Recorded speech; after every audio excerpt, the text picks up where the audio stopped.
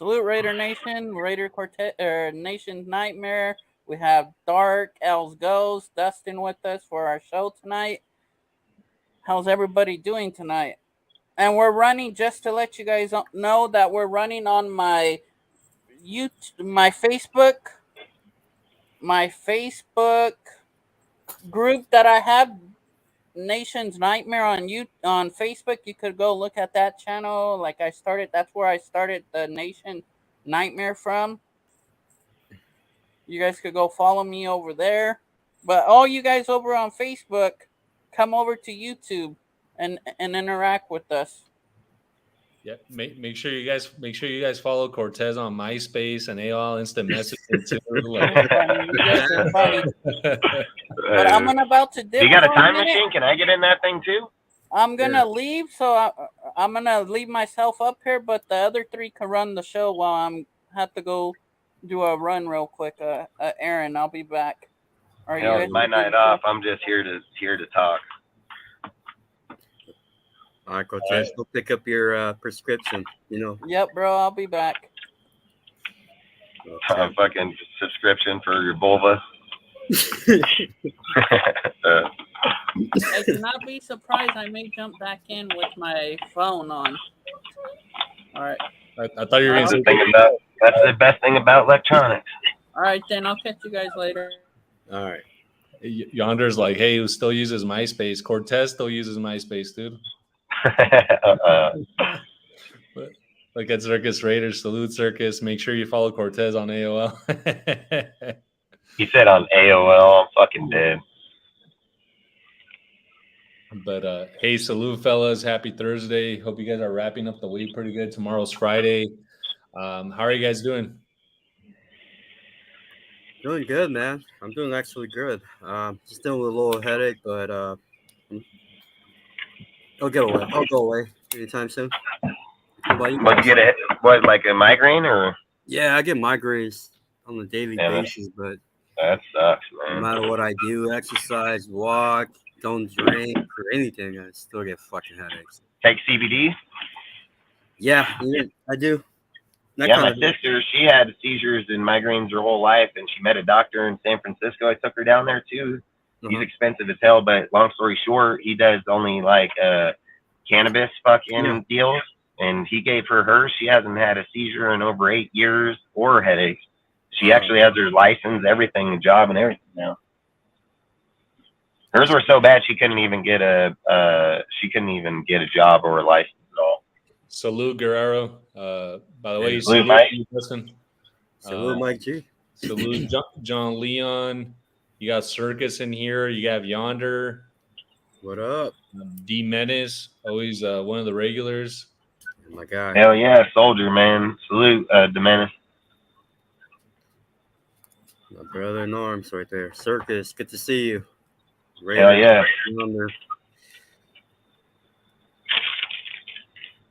Yeah, D Menace is endorsing the THC CBD, the way to go. Exactly. Yonder, salute Yonder.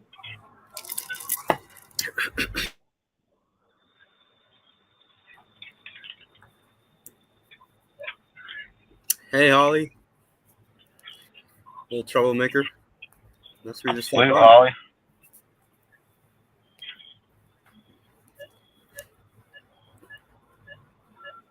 Where are you at, Dustin? Yeah, salute Holly. Fucking bank, getting money. Because that's all I do is work for money. Oh, here comes the background noise. Yeah, the fucking deal. Hey, it's beep, beep, beep, beep. Fucking time to go.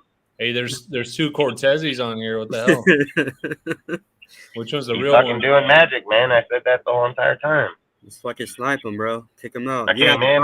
They said I was pulling rabbits from a hat. Hey, random topic. Have you guys logged into Twitter today?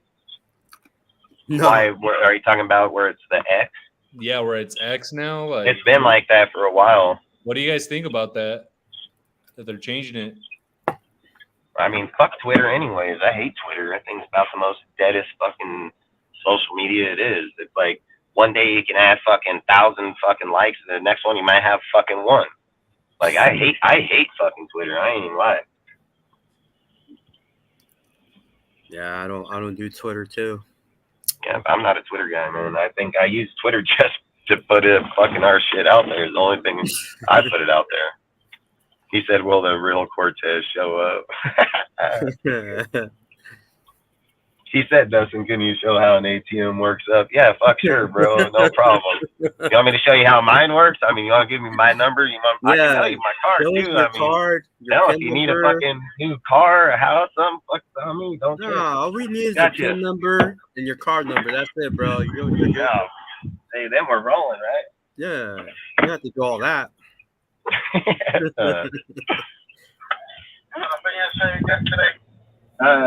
Can I get a jalapeno special? But I don't want no cilantro, onion, or pico de gallo.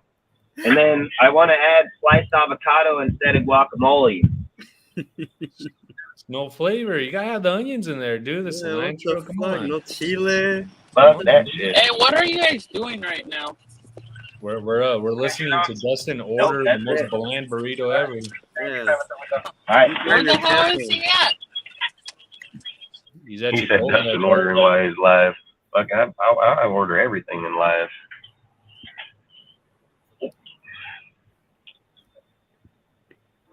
Nah, frickin'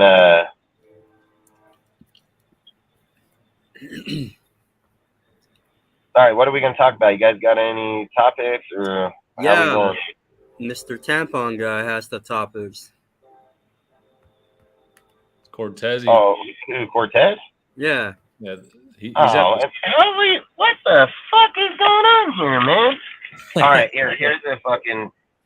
This is gonna piss me off because these were my topics, but for another day. But either way, stood out in camp today, man. So basically, in camp today, fucking Drake Thomas, Amik Robinson, and Moody and Diablo all stood out in 11-on-11s today. So pretty much, UDFA and Drake Thomas is showing up already in camp, which people were already talking about him in the previous camp before pads and everything, and his shit's actually coming to tuition now. The only guy, man, that keeps fucking popping up, man, that I keep trying to get off this damn list is Amik Robinson. And it's like when we keep sitting here and we're like, oh, Shelly, Shelly can make the team. Shelly, man, if Robinson's better than Shelly, I just can't see Shelly being out there when you got dudes like Faceum, Long. Unless he can beat out David Long, Amik Robinson may just make the team back again. And I'm not saying he's a bad player. I just think he's a small player that gets beat over the top all the damn time. So, but like Moody and everything, I knew Moody was going to do it. I knew that fool was going to take that spot. And it just validates it that I've been speaking on all of these players. So I spoke on every one of these players but Amik. And to hear that today, I thought that was pretty good, though. I ain't going to lie. But what do you guys think? What do you guys think about that? Yeah, I think what I'm excited about mostly, Dustin, is we're seeing a lot more competition in every room this year and for this camp. And competition breeds excellence, right? Whether that's in the cornerback room, the running back group, the wide receiver room. I think the wide receiving room is just so damn deep this year. Yeah. It's going to be pretty spooky for those AFC West defenses. So I think anytime you could bring in competition across the board, it's going to help our team. And whenever you have competition, some guys are going to lose out, right? You can't play everyone. You got to cut players, and certain players who may have been starters in prior years are going to be relinquished to the bench. And I think one of the guys who's probably going to be a casualty is going to be Amik Robertson. I know a big subset of our fan base likes Amik. I don't have anything against Amik. I think he plays hard. He plays with a lot of heart. Yeah. But, heart's not going to help you when, you're 5'8" going up against a 6'4", 6'5" guy. Hey, yeah, exactly. Every story ain't a Rudy story. Exactly. Right. So, yeah. We'll listen to Dustin's order real quick. Yeah, let's see what happens. Yeah, but no onion, no cilantro, no pico de gallo. None of that. Thank you.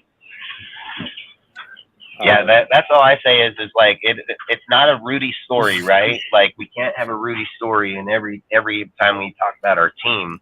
the thing is like where I think people are also like they're looking past, which I'm not, is we signed Hall last year in the season. Like we didn't have to re-sign Hall. We could have let him go, got to the to the off season. We could have seeked out any other dudes out there. We obviously liked what he did. We liked the way that he played, and we chose to re-sign him within the season. So that just tells me like I think you're already obligated to that player. You know what I mean? Because you don't usually re-sign players a year in advance if it's not a player that you like or want to be part of. So all I keep thinking is like Robinson, I've said it. I don't think he makes the team. I just can't see it. But when you start seeing the camp, and then like with Drake Thomas, right? Yeah. Drake Thomas has to be the real deal. I mean, he has to be because one, they were talking about him when he was not even in pads, right? And then he said, blame us. You got to see their burritos, bro. They come with, they're like this fucking big. It's like my, it's like my pito. It's like my pito, bro. So, like, it'll be boring. I'll show you it when I'm eating it. But, like I get back to it, though. But Drake Thomas, he's got to be the real deal because all I keep saying is when he came into camp in the OTAs before, I said, man, it's like fighting your brother. You're not really – there's not a lot of contact in there. But the first second this guy engages contact, everybody's talking about him, dude. And just like Graham and them were saying, it's when veterans notice the workload that you're doing, they're the ones that actually start bringing up your name and start talking about you, and that's why they're getting noticed like that. Is there still echo? So I think with Drake Thomas Thomas can most definitely be the real deal here, man. Like, I don't think he's going to be some dude to look off. And another guy to bring up in the conversation, which even Graham again validated in the conversation, is fucking Jade, dude. I keep saying Jade is going to knock someone off this team, dude. Like, Jade's going to take the spot for sure because that guy is like next level. A 7th round pick with that type of production, I think, is crazy as hell to begin with. But I mean, we're talking about two dudes. One's a UDFA and one was a 7th round pick in our draft. And we're talking about like this dude could actually make the 53-man and actually be a viable spot, not like Koontz make it and then sit back special team one play a year. Like, I think they're going to be big contributors, And that Tarlis dude, I'm gonna keep an eye on, man, because Max keeps bringing that dude up, man. Like, he's got him under his wing or hanging out with him, but Max keeps bringing that dude's name up in multiple occasions now. So I'm just going to pay attention to this dude a little more because I don't know what's special about him, but Max just keeps talking about him. Have you guys heard about Sam Webb and the interception he had? Yeah. Yesterday? Yeah, first interception of camp. Yeah. Who threw the pick? Jimmy G or Boyer? That was not released. Oh shit! I want to know who threw the pick. I didn't see who threw the pick, but I did see another thing that said Hoyer escape pocket. Hits Renfro deep downfield. Crowd goes wild, dude. Like, so basically they said Hoyer got fucking scrambled in the pocket. He fucking bailed out of it. He bootlegged out of it back across the field. Renfro is deep downfield and he fucking tagged him with it, dude. So, like I say, I think we're about to start seeing a lot of shit pop up here, man. Like, we're going to start seeing a lot of different deals. And like I'm saying, like, I think Drake Thomas is going to make this team, man. Like, I think Drake Thomas is going to make the team. Like, I truly do.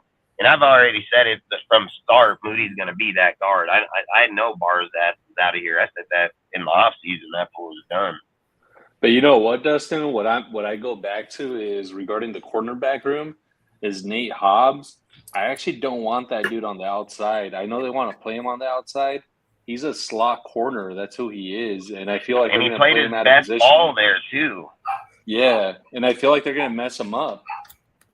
I've been thinking that same shit because they're going to try to push him out. But I think when you get a guy like, so like, this is the thing I think is crazy, right? People, I keep hearing the conversation where people think Peters isn't going to be a starter. What gives anybody that? What even made anybody even think that? Did Peters not start in Baltimore? Well, he was a fucking starter in Baltimore. Did Peters not start in the Rams? He was a fuck starter in the Rams. Did Peters not start in the Chiefs? He started in the Chiefs. I'm wondering where the fuck people are coming up with Peters is not going to be a starter. He's the third best fucking defensive player on our team. How in the fuck is he not going to be a starter? It ain't like when I look over here at our cornerback group, I'm like, damn, man, there's 3 other starters here better than him. There ain't fucking nobody better than him. So I don't know where people keep saying that Peters is not going to be Peters is 100% going to be a starter. It just depends, is he going to be on the right side or the fucking left side? Like, he is 100% starting. Like, there, you wouldn't have said that about Hayward. Why the fuck are you saying that about him? I don't understand that kind of shit. You know what I mean?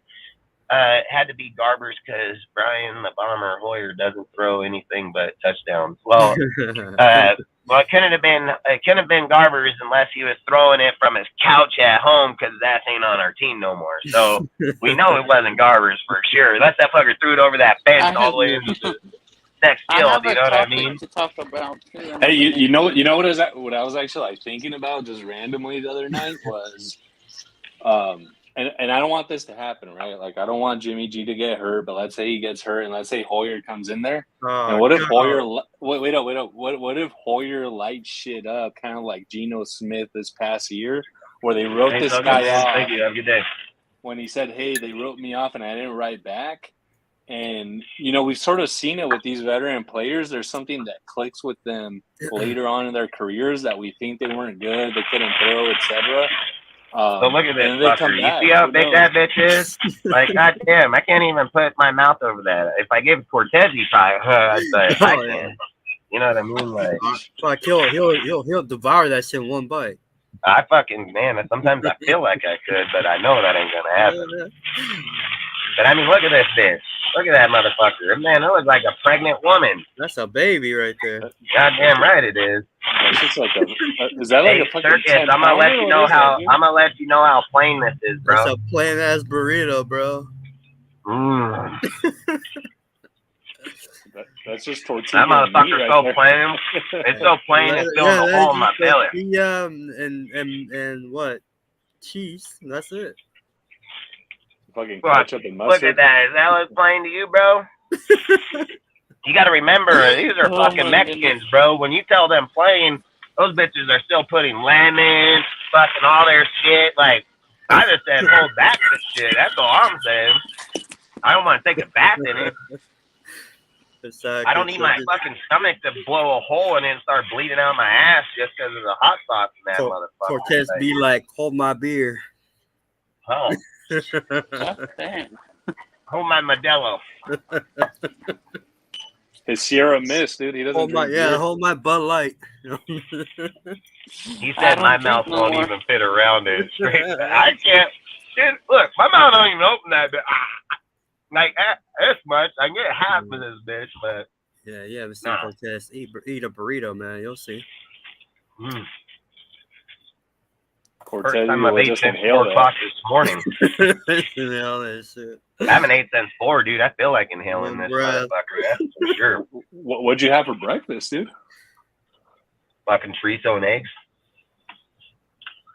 I eat chorizo and eggs almost every day. Chorizo, eggs, and bacon, bro. You made that shit at home? Damn right. Potatoes? Make sure you have the potatoes, man. A little bit of cheese. No. What I do is, so basically what I have is chorizo burritos. And then on the weekends, me and my woman make them. And I do it with cut potatoes. So I got fucking fried potatoes. Then I fry bacon, cut it up, fucking put it in the broiler till it broils. Bring it out, chop that shit up in hella fine little pieces. Get egg, fucking get it with some Velveeta cheese, fucking get it down, fucking whip it in together, fucking make them beautiful yellow. Pull them out, mix all that shit together, wrap it up, fucking, the chorizo. Cook the chorizo, mix it in. Then mix it all together, making burritos, then seal them in freezer bags. And then I do them in 3s. And then every day I just pull 3 out, preheat them, and eat them. Oh, I see. So you save time. Yeah. And then the rest of the day, I either eat fast food or if I make it home, my woman's making chicken stir fry today, but I didn't want that. So I'm good on that. I'm going to have Mexican today. There you go. Straight up. Can't go wrong with that. Fuck no. Sometimes I wish my woman can cook like one, man, but goddamn, she cooks like fucking white woman, like no one's business, plain as fuck. Motherfucker don't even put salt on shit. I'm like, what the fuck? That's not good. You're just gonna ruin it if you put. Man, Zeb, you want to talk about ruin? Go outside, get a piece of cardboard. It probably got more flavor than that shit. Like, good Lord, my motherfucking napkin in my back seat probably got more flavor from the dirt. Damn. Gotta have the flavor, dude. You gotta have the flavor. I told her this year, when we get out this season, I can cook like a motherfucker. She can't. So I told her, we're going to cooking class, dude. Like, I'm going to go with her and teach her how to cook, man, because when you get home thinking you're going to eat ribs, your mouth's watering, you bite into that bitch, and you're like, oh, what the fuck? No, I'm just kidding. She ain't that bad, but sometimes I wouldn't put it past. Right. I'm not going to lie. Just like some Mexican restaurants you can go to, some have flavor, some don't, man. Some are just gross. Yeah, not all are the same, for sure. Hell no. Hell no. Somebody use fucking cat and dog. Dog, damn. Hey, especially when you're in California, bro, you better watch out where you're getting a fucking burrito at. Motherfucker, you're like, that ain't asada. They're like, yeah, it is. Why is it stringy, motherfucker? That ain't asada. You lying ass motherfucker. Like, Alfredo, what's up, man? hey, it's asada, meow meow. Tacos de salute. perro. All right, fucking. But either way, I mean, what out of all the players? So like, out of all the players that we I'll be picked up, home in like 15 minutes.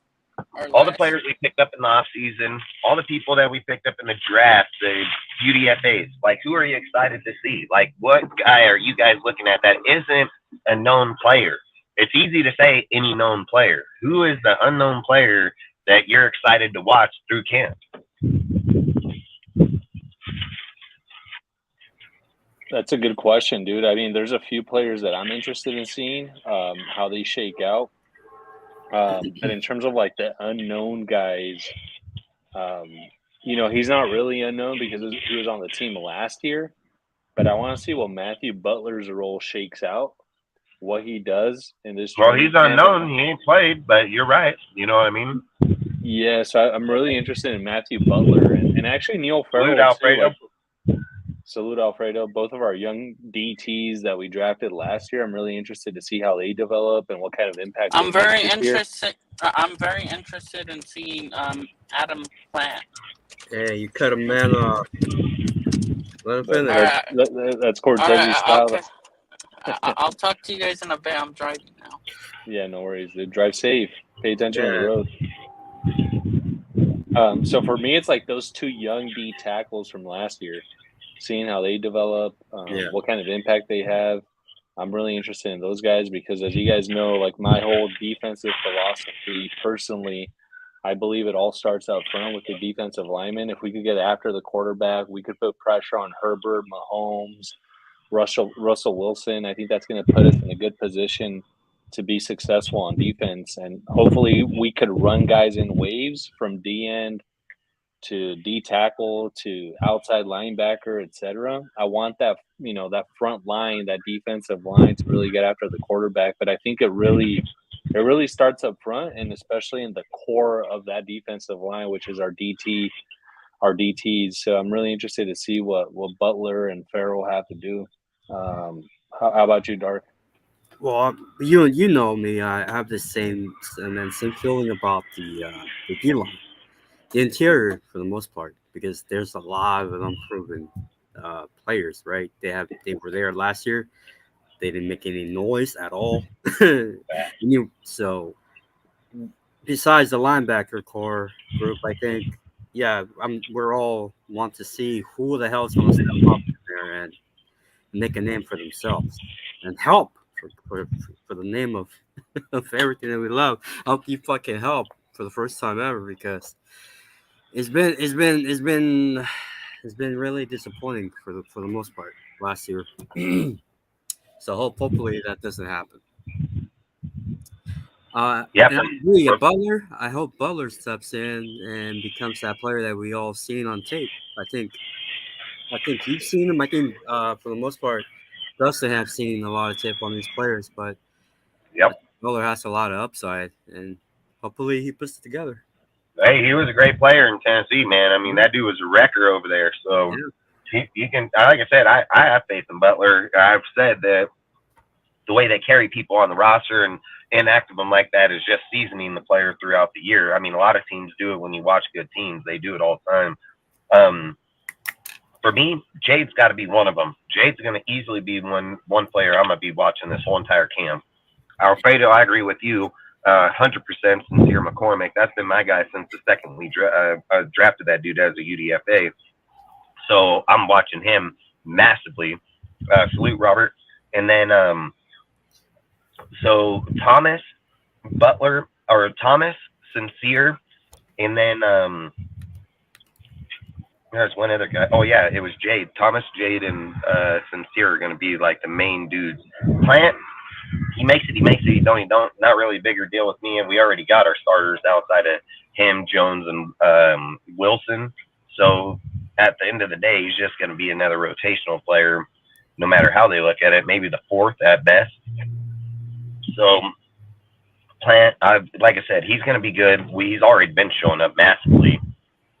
So I think he's most likely going to make the team. But those three dudes like Jade, Thomas, and them, because Jade's going to have to fight to get on that squad. You got Nichols, Tillery, Farrell, Young, Butler. Like, Jade's going to have to fight to get on that squad. Thomas, he'll have to fight to get on that squad too, because Curtis is a returning player that's been here for depth piece outside there. So Thomas is going to clearly have to take out him. And then you got Bernie and them going to be there. You got Darren Butler. I mean, he played good. There's good players in the linebacker that people, I mean, Spillane, Diablo, Masterson, Bernie, Butler, and Manga, however you say his name. Yeah. But long story short, I think like I said, Thomas has a fighting role to get there. So that's why I think his is interesting. And then Sincere McCormick is the same way. He has to fight. He has a fighting role to get there. None of them are just given to him. You know what I mean? So every one of those three are going to have to fight to get up there. And if they fight to make that team in their first year, to me, I'm just going to say, like, probably pretty good player, because one, he's a seventh round.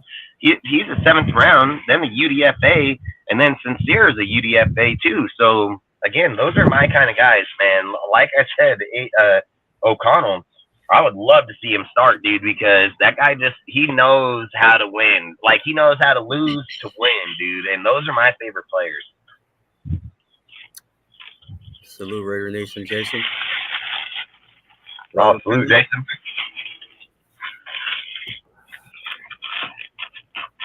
I just think when you get players that come from winning schools, right? They come from 5-star teams. All they've done is win, win, win. They've never lost, maybe 1 or 2 games in their whole fucking life.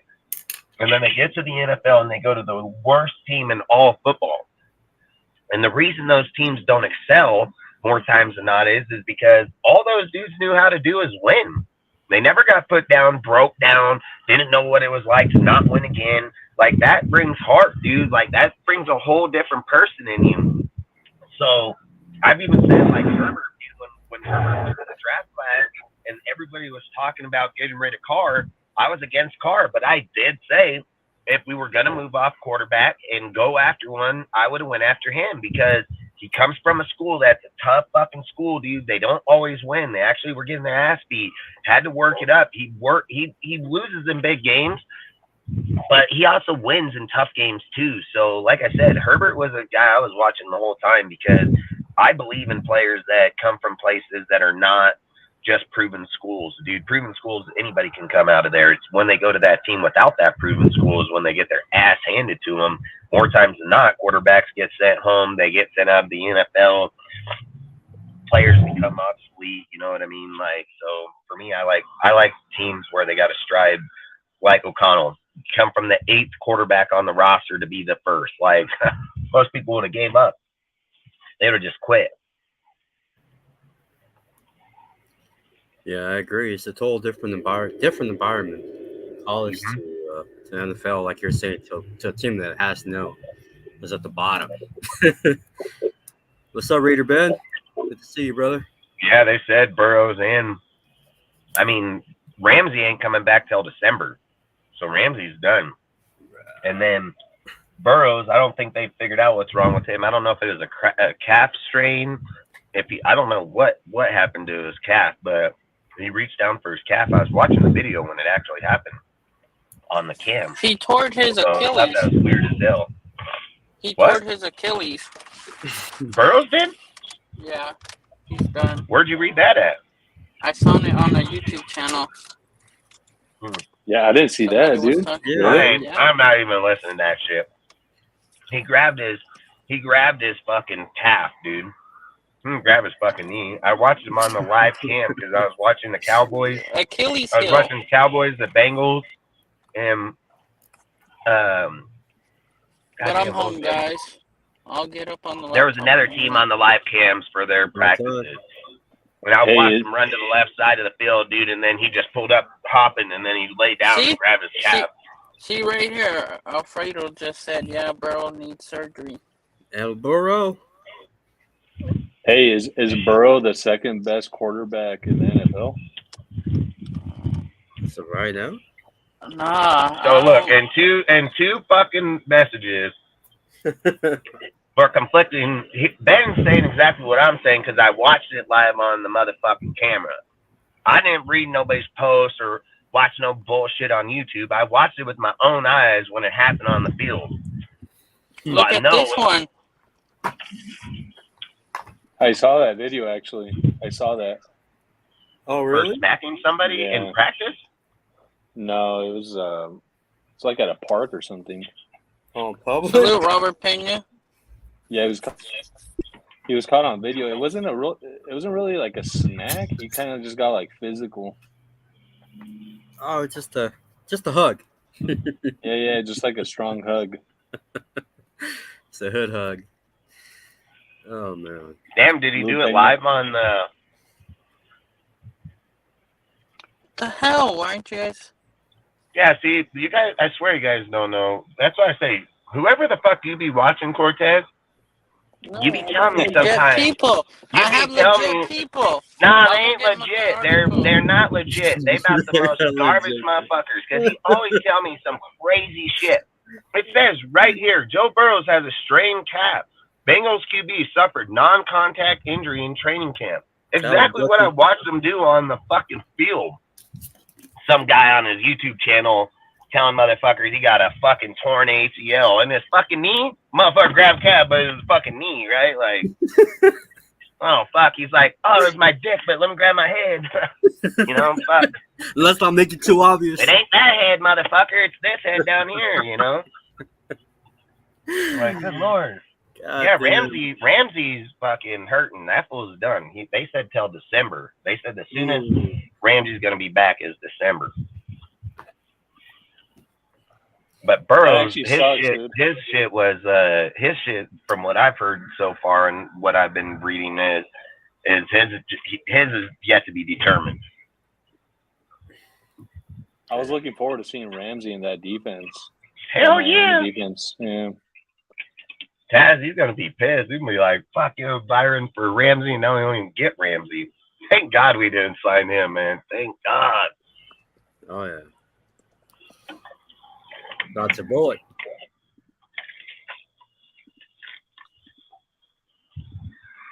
Yeah, Jamar and Zach Taylor even said it was just a strained calf. That's why I said I watched it on the. They have the fucking deal where you can go on your phone and watch the camps and their actual camps on their cam.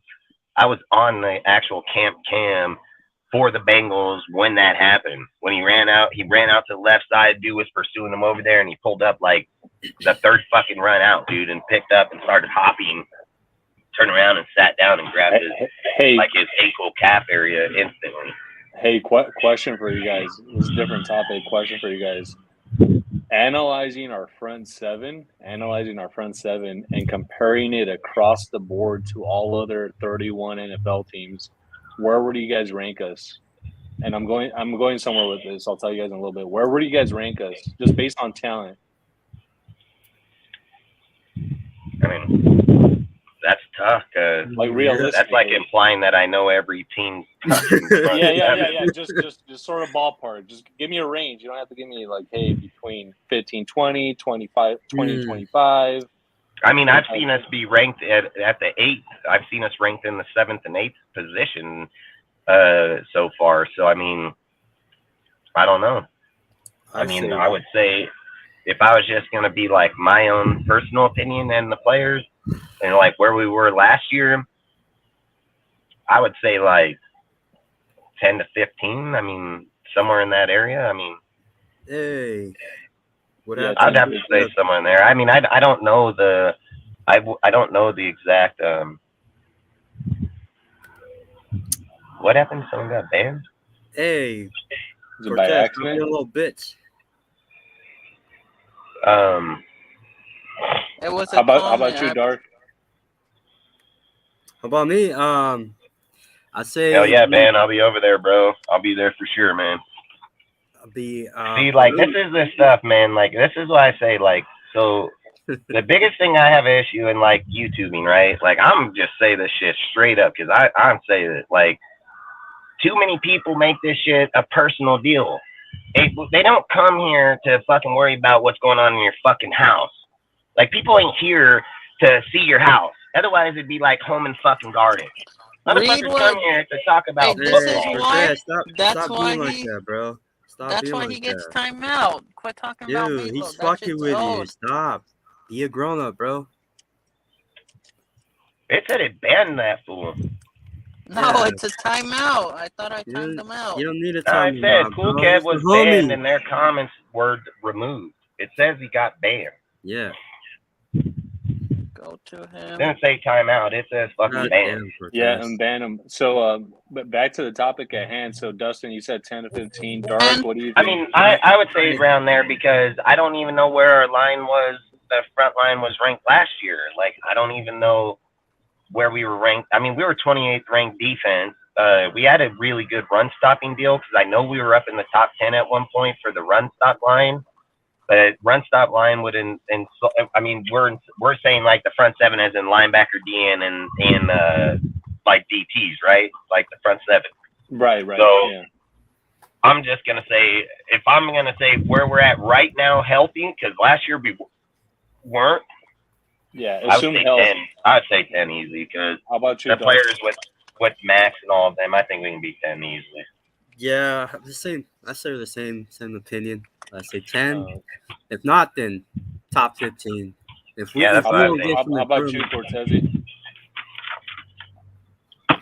He's not even listening, per usual. He's all concerned about me. Hey, salute, Raph. Salute, bro. So I was, you guys know this guy, Warren Sharp? Hey, hell no, but if somebody said something in the chat, his ass would hop up instantly. What? Exactly, bro. Fuck. Stop being a little kid. Do you guys know this guy named Warren Sharp? He has his own website called Sharp Football Analysis. He's pretty big on Twitter. He has that active website. He basically posts a bunch of articles that analyze football, rank teams against each other, etc.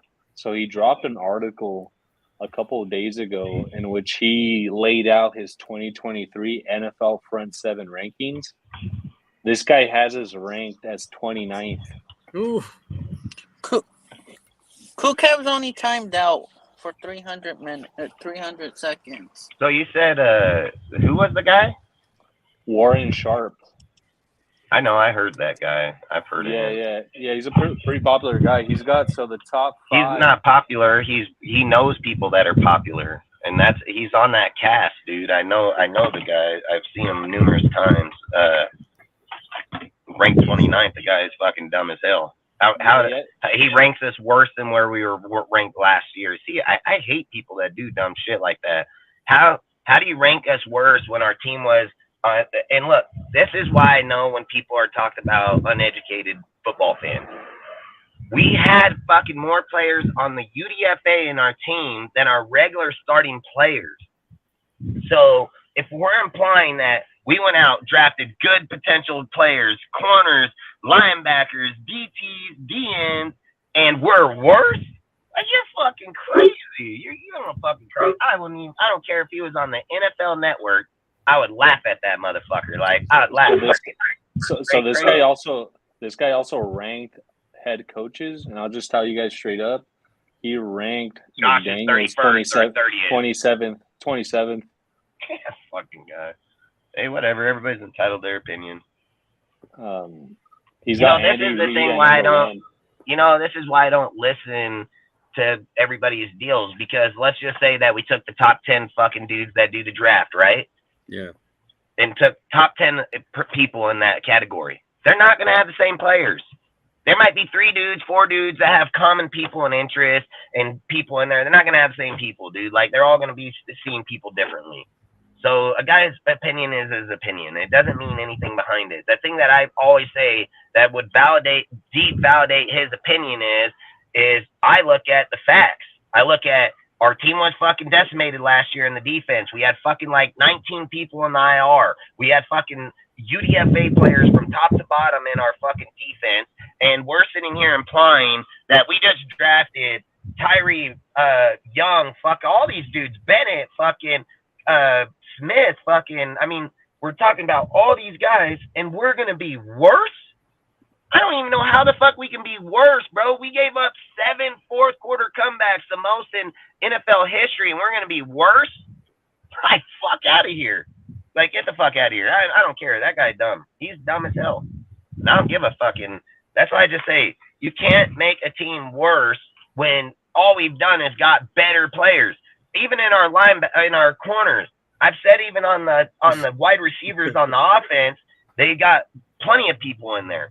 But in here, dude, you got Shelley, Fasem, fucking Long, Robert Webb, fucking Cosby, Bennett, Hall, Hobbs. I mean, you've got 5 players in there that are good. You couldn't even name 5 last year. Like, couldn't even play. Man, Arnett got a thumb injury, come back, can't even play football.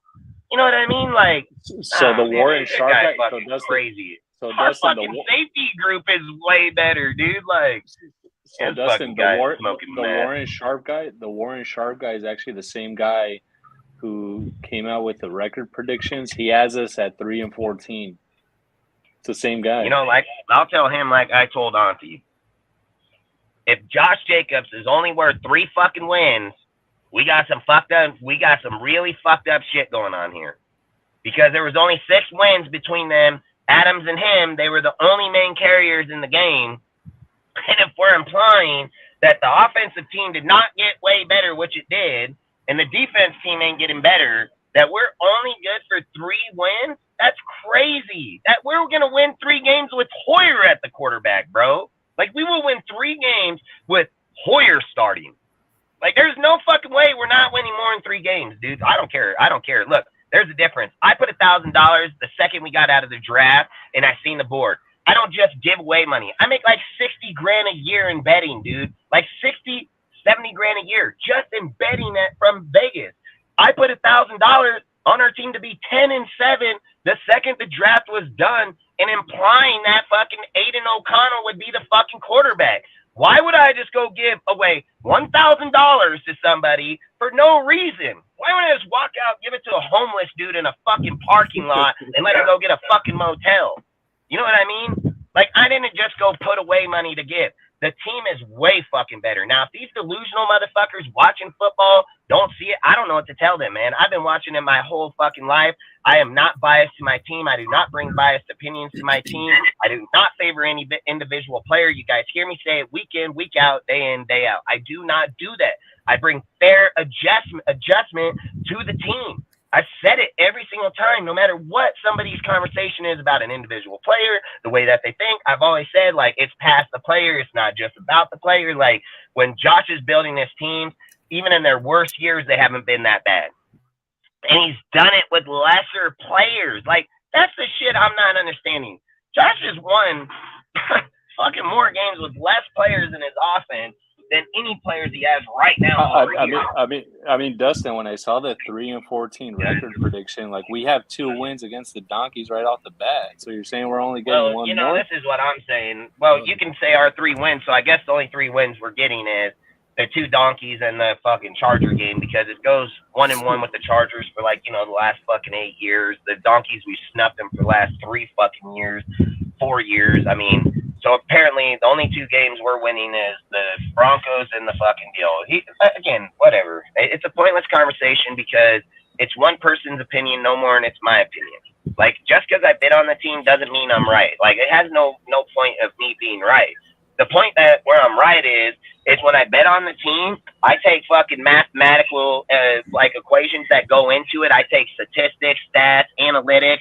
That's how I bid. That's why I win. And the odds state that Josh's team is way better this year than it was last year. It's got way more continuity in the offense. It's got way more continuity within the defense.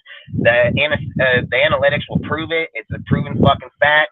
Now, if an individual person doesn't want to fucking acknowledge those things, that's their problem. That's not mine. When I go to the fucking table and I'm going to go bid, I am aware of those stats already ahead. I'm aware of my team. I talk on them every single day. Even when people say, hey, we don't have much talk, I'll talk on these motherfuckers till I die.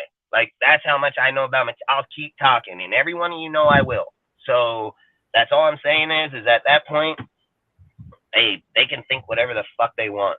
IRS saving the stream evidence for later. Fucking man, if they're after me for just that little bit of money, fucking come on.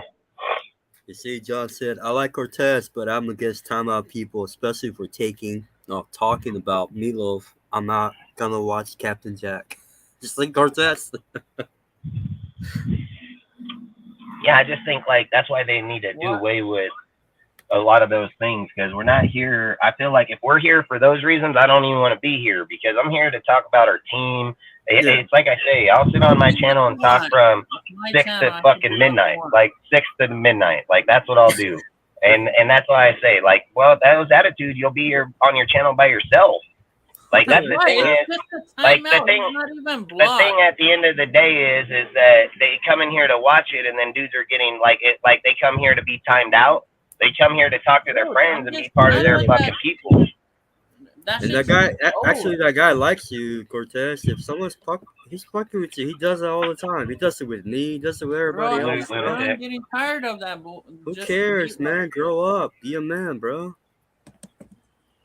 We're in a day of women. Like, we got too many people with not even blocked. estrogen in them. There's no point of you for timing him out, bro. For something so stupid. Are we? This is my whole point. This is my whole point. Do you come to a YouTube channel to talk about timing a dude out, or are we here to talk about football? Like, I build my channel and to go to people's channels to talk football, not talk about some dude getting timed out, not the reason why I got timed out, not whatever reason. You know, if a guy gets timed out, he usually gets banned, not even brought up or talked about, because it's probably some troll-ass motherfucker. That's my point. We waste more wasted effort in conversations amongst people that are within the chat that are there all the time on dumb, pointless conversation. That's my point. We are talking football, and we get stopped to go talk about that kind of shit. Like, that's all I say. Like, I don't understand when we're doing channels or people are doing channels, do they come on here because they don't have no power in real life? Like, or are we here to talk football? Like, that's what it's supposed to be about. It says Raiders content. No, like, I don't get we're here to talk about football, but it's just the thing that when Cortez does that, it just distracts the main focus of the channel. So that's the reason why people bring it up. Al? What's up, Lunatic? Good to see you, bro. Put the link in there, Why dude. did you put it up in? Raph wanted to show up. I was gonna send it to Raph in a text message. Hey, you determine who comes on the show regardless if it's out there or not. The guy, if there's somebody in the stream that you put the thing in, he can't just load up in here. You don't have full grant access. If you acknowledge him and press OK, come to the panel, then you let him in here. Yeah, you can just say, you can click on his name and say Kent from studio. It has the option literally right on it. Plus, he also has his cam on, so don't worry about it. Yeah, I mean, I might kick out Cortez right now. Shit. Hey, you seen that one dude that came in as Holly? Do you guys remember that? That fool came in as Holly. Hey, bro. Oh, yeah, hey, bro, that was faggot Tori's bitch ass. Yeah, I know. That fool got fucking banned instantly. Man, I seen the computer. I was like, yep, I know exactly who that is. Hey, that was when Tori? that fool flipped that shit to Sonic. Did you see his dog over there on the left right there? Yeah, bro. And the room setup. He said, I'm blocking the fuck out of about motherfuckers. The room setup. Hey, What's up, like I said, I block trolls. Hey, when it comes to trolls, man, everybody knows they won't come to my channel or my Discord and see one fucking troll. Like, I put the hammer on those fuckers faster than anything. Like, I don't acknowledge trolls and I don't accept them, dude. Like, I'm hella nice, like Hefe, right? Casey, hey, Hefe, Casey, I told him straight up, like, you want to come over here and talk? He's cool to come over and talk. Come over with that troll ass shit. You're gonna be on the fucking. You'll be on the fucking cross faster and fuck. You know, like Like, we ain't doing that shit. I don't like trolls, dude. And I don't think anybody should tolerate trolls, and they should all be banned because they're not even real Raider fans. He's not a troll, bro. He's a friends among friends. He's a Raider fan. Dude, I've known him for years, and I've talked to him on. He got multiple accounts. I mean, that's why I let him in mine and stuff. He's not blocked. I don't know what's the I whole know thing. exactly who he is. Tell him to come back and drop a comment. It was a timeout, not blocked. I went and looked. Hey, Cortez, if I go take a call real quick, is it gonna end the podcast? No. Okay. No. Oh, keep going. All right. Yeah. Speak. I need to speak. I just need to log out real quick. He said Jeff was on some racist shit. Who's Jeff? Who's Jeff? Who's Jeff? I'd love to know what the hell that's all about. Salute, Alex Martin. Oh, I think he might say. Okay, I think he means Hefe. Like, yeah, Jeffy. I think that's who. Yeah. Oh yeah, he's always racist, bro. Yeah, fuck Hefe. Yeah. I know exactly. People think it's Jeff, but all right. Either way. Correct, probably. Yeah. Yeah, he is. I'm not gonna lie. He comes in and he'll come on like 20 different accounts. He did that in graph shit for like a year, bro. Hey, shout out over there to SC Experience channel. That's when they exposed his ass. Yeah, last year. It looks like, you remember that, Dark? Yeah, I remember that. Yep. Yeah, he blocked me because I shit on him several times. Yeah. So fuck KC. Salute, AJ. Players today. One got placed on IR and the other one came back. So the first player that got placed was cornerback Jordan Perriman. He was a UDFA, so I think, this is my opinion, I think they're just holding him like they did McCormick last year, say that he had an injury just to protect him. And then the other one, I would just say it's too early for that, though. I mean, we brought back Isaac Brown.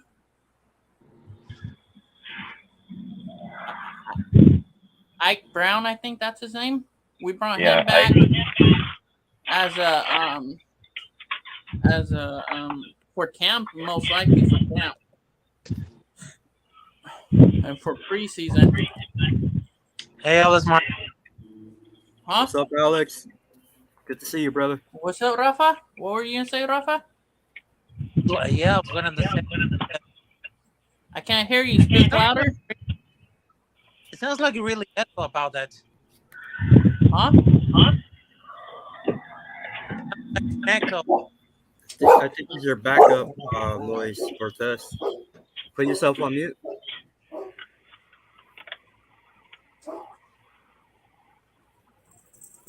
Okay. So I gotta tell you, Dustin, because right now, when it comes to football, because there's a thing that I just learned about, and I'm not kidding, folks. Even though that I just bought that book about the beginnings of football, that book over here, because I know since the NFL draft, I just buy the books and learn about the guard of the, of course, I've been learning about the content creators, Raiders, which I understood all of it about, because I know we had different opinions about what's happening with the Raiders. Even I just talked today about the chemistry of Jimmy Garoppolo and Devontae Adams was phenomenal. And I just posted a short, like 1,000 views about the shorts and the situation about the Josh Jacobs. If I was the general manager, hey, Rafa. Al's Ghost is saying that your audio is choppy, like T-Pain. It keeps going in and out. Yeah, it's going in and out. Rafa has choppy audio. Sounds like T-Pain. It looks like it's improving, but then it goes in and out again. Yeah. Yeah, like right there, he's stuck. Yeah. Yeah. You got to move his router closer. saying fucking facts, huh? It's in the toilet. Gotta remove it out of there.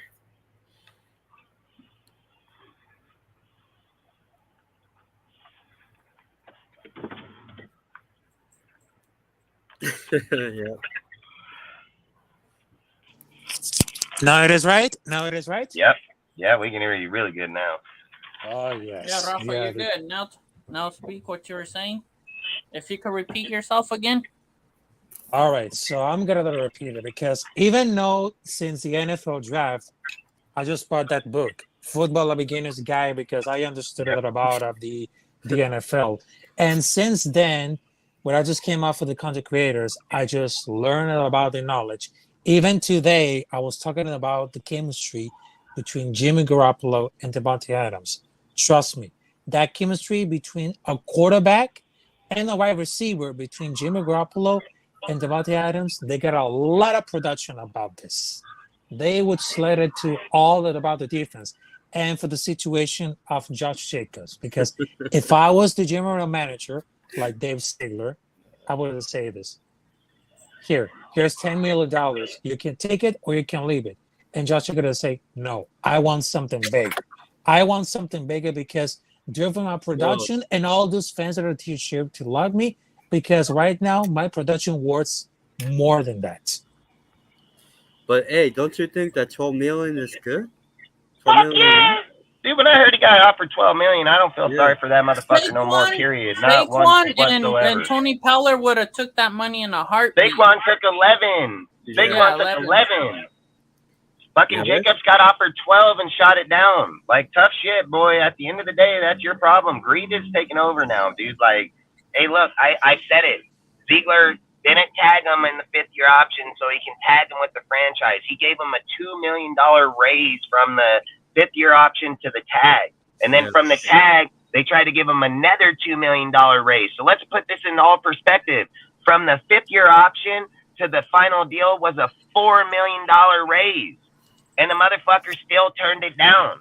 There you go. I've said it, dude. Maybe Josh doesn't want to be a Raider. You guys ever think about that shit?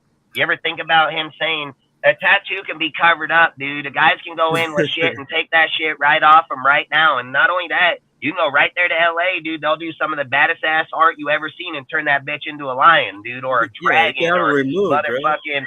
Yeah, they'll fucking turn it into Batman, Spider-Man. Like, they don't give a fuck. What's your next favorite thing, dude? We'll make it that. Like, that's all I'm saying is like, when the money's been put there and the reaction is not matching what he's saying, what are you asking for? What are you asking for? Like, let's be real. If you're looking at Henry getting paid $16 million this year, right?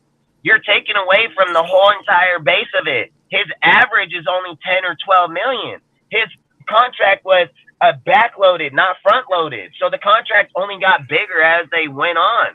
Like, that's what people don't understand about the way contracts work, the way that people are getting money. Just because Henry's getting $16 million this year doesn't mean that's his actual salary. His actual salary is 10. I think it's 10.5 or 12 million. Exactly. So these guys are crazy. Yeah, I mean, tell you, because the running back market has been crashing all the system, but nowadays it all changed.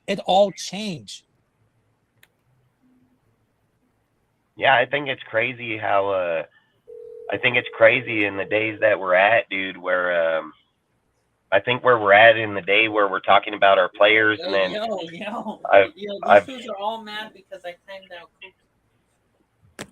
I think, like I said, at the end of the day, I think when we're looking at our team, I've said it, I take all bias away from my team. I'm a diehard Raider, dude, but I can't be loyal to the Shield if I'm loyal to an individual player. I can't do it.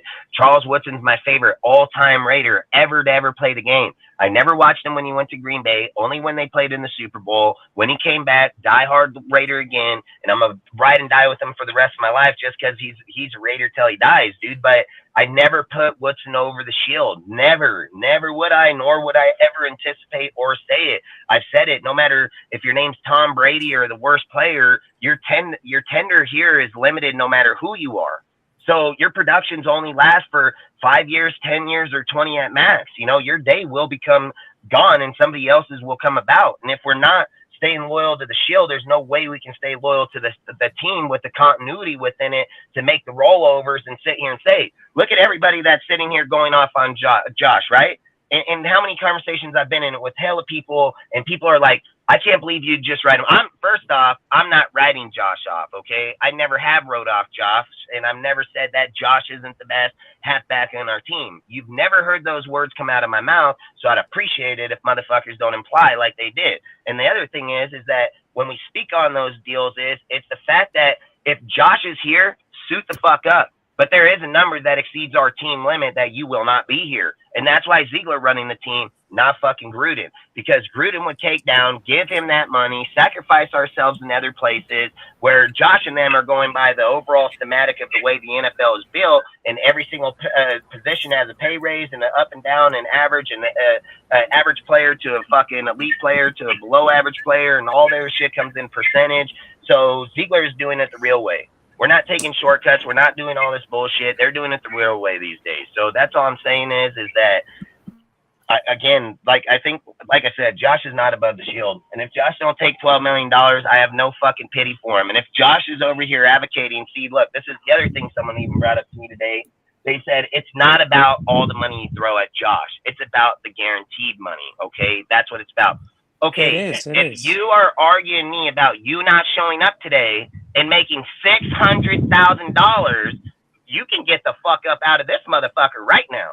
Like, you think that I'm gonna give you $600,000 for free? Like, just for free? Like, I like you that much? Like, fuck no. Fuck no. Like, I don't think any player in the NFL should get paid $1 million, $500,000, fucking $3 million for not showing up.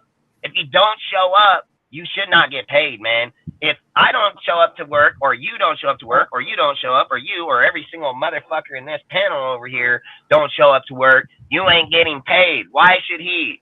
Why should he? You think he's doing a harder job than what you guys do physical labor every day, right? So you're advocating he should get paid $500,000 per game. You can't even get paid $100 a day to not go to work. But you advocating $600,000? Like, holy shit, dude! Like, it doesn't even make sense. And again, the only people that are advocating that are people that don't know finances and probably still live at home with mom and dad, because they don't know what those numbers mean. They don't know what the ratification of that number is. They just know it's a number. They don't know what comes behind those numbers. Those numbers are massive, dude. And I've said it. If Josh is bitching about his contract, it's fully guaranteed. He just got to show up. Is Josh telling you right now that he's holding back an injury? Is that what he's saying? Like, any guy that's healthy on that mission, they'd be like, sign me up, coach. Let's go. Throw me in, coach. Motherfucker over here advocating him not making it to a game. Like, I don't know about that shit. Like, I've spoke on this hella times about players that harness injuries like Josh does, shows up to a game and plays.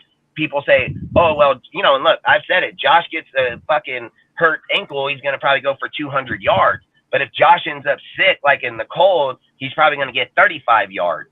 And that hinders our team with his production there. So he probably have been better off not being there. So that's all I'm saying. I think the reason he's advocating for it so long is maybe those injuries are going to add up to where it becomes a significant injury. And then what if it's half the year? What if it's fucking 8 games, 12 games, 15 games? You're paying him the whole time. I've said it. I give him 3 years, $36 million with $12 million fully guaranteed. That's all I'd give him, and I don't care. I wouldn't give it. That's any guy I'd give him the halfback spot. So even Henry himself, Henry gets hurt, I'd do the same for him. That's all I would do. Nothing more, nothing less. Like, but I think it's crazy that we would argue each other about giving a dude $600,000 for not playing. I think that's nuts. Said Batman, DC, and Marvel, Dustin. Hey, fucking hey, baby. I would love to see what that one is. I'd love to see myself as a superhero. I'll probably be wearing a Raider cape, just so we know. Man, at the end of the day, he does contradict himself, because he say like it wasn't about the money, but now That's that the number comes out, when they were offering more than what other running backs were about to get. Dude, he literally advocated in the same thing Saquon was doing, and Saquon, with all this bullshit Saquon talk, he hopped right on the dick faster than anybody, dude. Like, literally was like, oh, I'll hop right up on that motherfucker, stick it straight in the air, bro. Like, I'm coming face down on that motherfucker. Like, and I kept saying, if you guys watched on our show, did I not say that those were the two worst motherfuckers to advocate that fucking pay raise? I said if it was fucking Henry and McCaffrey, it'd be a different story. But with it being Jacobs and fucking Saquon, I said it. They're not gonna get it. It doesn't mean the same. And people were like, nope, Saquon will sit out. I said Saquon ain't sitting out. He's the fucking fourth highest paid halfback, period. So he ain't sitting out. And he signed faster than them all. He signed faster than them all. Oh, let's do this fucking Zoom meeting. Let's do this. Let's do that. Jacobs, don't sign with your team. You know it was that motherfucker telling Jacobs not to sign, dude. And then he goes and signs right away. And then this is the other stupid ass shit where people are like, if Jacobs doesn't play here, he's going to the Saints. No, he is not. No, he fucking is not. They got Jamal motherfucking Williams there and Alvin fucking Kamara that they just gave a contract to. So it's not happening. Like, that's the thing, man. Quit fucking talking about shit motherfuckers don't know. Like, he ain't going to that motherfucking team, dude. Like, he's going to end up in the Bills or, like, probably fucking Miami, dude. Like, he's going to go to a team that matters somewhere, dude. That's going to get him into the Super Bowl. Like, I would say the Bills. Like, I kept saying, I think the best place for him would be the Bills by far. Him and Harris would just 1-2 punch motherfuckers in the face. It'd hurt. Dustin, I'm sorry to interrupt you, but right now I need to charge my telephone. But I'll be right back with my telephone is getting up for like this one. So sorry about that, folks. Heck yeah, no, hey man, shoot, heck yeah. I mean, shit, come on anytime, man. Like I said, love having you there, man. Because look, I know there's a different opinions about what's going on for the Raiders, but hey, so I know Dustin, because you're the Raiders, diehard Raiders fan, then I understood about it. So even though that I'm smart, even though that I'm just like a rookie, but I still understood that about the history about the Raiders. And hey, look at it like this, man.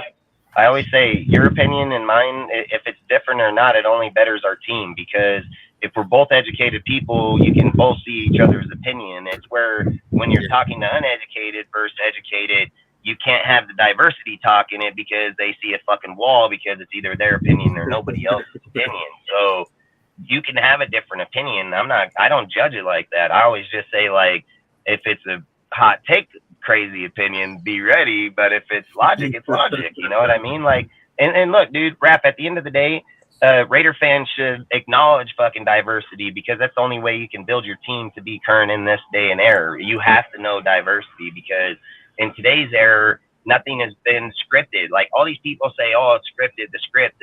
If that was the case, every team in the NFL would be doing good. They don't, dude. They have teams that are straight shit.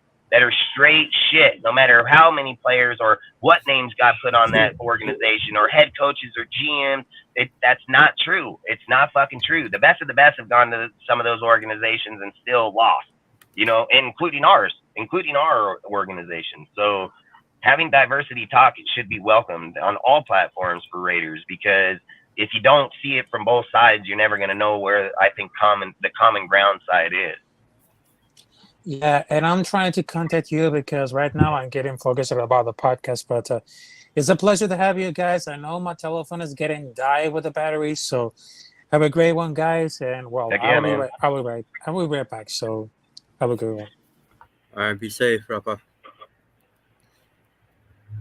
This guy over here fucking magic tricking his fucking wand on his one finger. I'm dead ass. This guy, he works over here in the gas station, and he's got his fucking, you know, like the squeegees you wash the windows with. Yeah. And he's like he's trying to do this in there, like fucking one hand, you know, like fucking one handed. Keeps knocking him in the dome. Oh my god. Nah, you know what I mean? Like, it is what it is. I just love talking Raiders, man. I mean, that's what I love. I'm a diehard Raider, dude. Like, I always say, like, I don't get, like, I can go on anybody's channel, I can go on any platform, and people can see it different. I'm not going to get upset. Like, I don't get upset. I'm going to debate it, dude, because I think, like, if people are going to bring those, they should have the debate behind it. I don't get upset at the individual person. It doesn't matter if we get going back and forth with each other and then we get off. Like, I'm not going to look at that person any different the next time I see him. Like, I'm not that person. I've always said, like, I encourage it, dude. Like, if I ran a school or was able to do something for the community that can help fucking people grow as an individual, I would do those type of things, because I think more people need to be able to have conflicted conversation without the fucking fighting part of it. Like, you need to be able to speak how you feel and not have this dude get all up in his fucking panties and then just go out some other way. Like, you got to be able to have both sides of the talk. And if we're just talking the talk, that's different. We're talking on our fucking team. That's way, way different, dude. That's not a me-you conversation. This is our whole organization conversation. So every time I hear somebody say, well, we're only going to get 3 wins because Josh ain't here. Well, guess what? You telling me that tells me that you put a player over the shield, and I'm not even going to acknowledge it, because at the end of the day, I played football my whole fucking life. And no matter how good I am or how good I was, I never won games on my own. No matter if I ran for the most yards in our school history, no matter if I ran for more yards in that game or tackled more people or knocked the fucking piss out of them, because I played safety and halfback. So it didn't matter. I didn't just say I won the game. And nobody else would say that, dude, because you'd probably get your ass beat on that field, even implying that, and probably get back to the locker room and probably really get your ass beat. Like, you can't say that. You know why dudes out here say it? Because they've never played football. They've never been part of a team. They've never been part of that culture. It's easy for a motherfucker to say me, because that's all they are. It's probably a single kid, dude, probably one child in a household. So he's only known himself. He's never known to go to other people or help other people. Just conceited as fuck, dude. And that's where you get those kind of comments and those type of things. Like, I can analyze people in a heartbeat, dude, and why would you engage that conversation? I wouldn't engage it, and I don't. And nobody sees me do it. I don't go do it in our chat. I don't do it in my channel. Don't do it in our Discord. I don't engage in that, because I know I'm way above that shit. And if they want to talk football, let's talk football. You want to get in your feelings when we're talking football, then maybe you shouldn't be talking football, because we're going to get in our feelings. You don't see me, oh, fuck you, ban. Oh, fuck you, get off here. Oh, fuck you, delete you from my phone. Like, that's not what it's about, dude. Like, you can't call people friends, can't bring them here to educate them, and then have those type of reactions. Like, the cause with the reaction. That's how life is, cause with reaction. That's the way everything goes.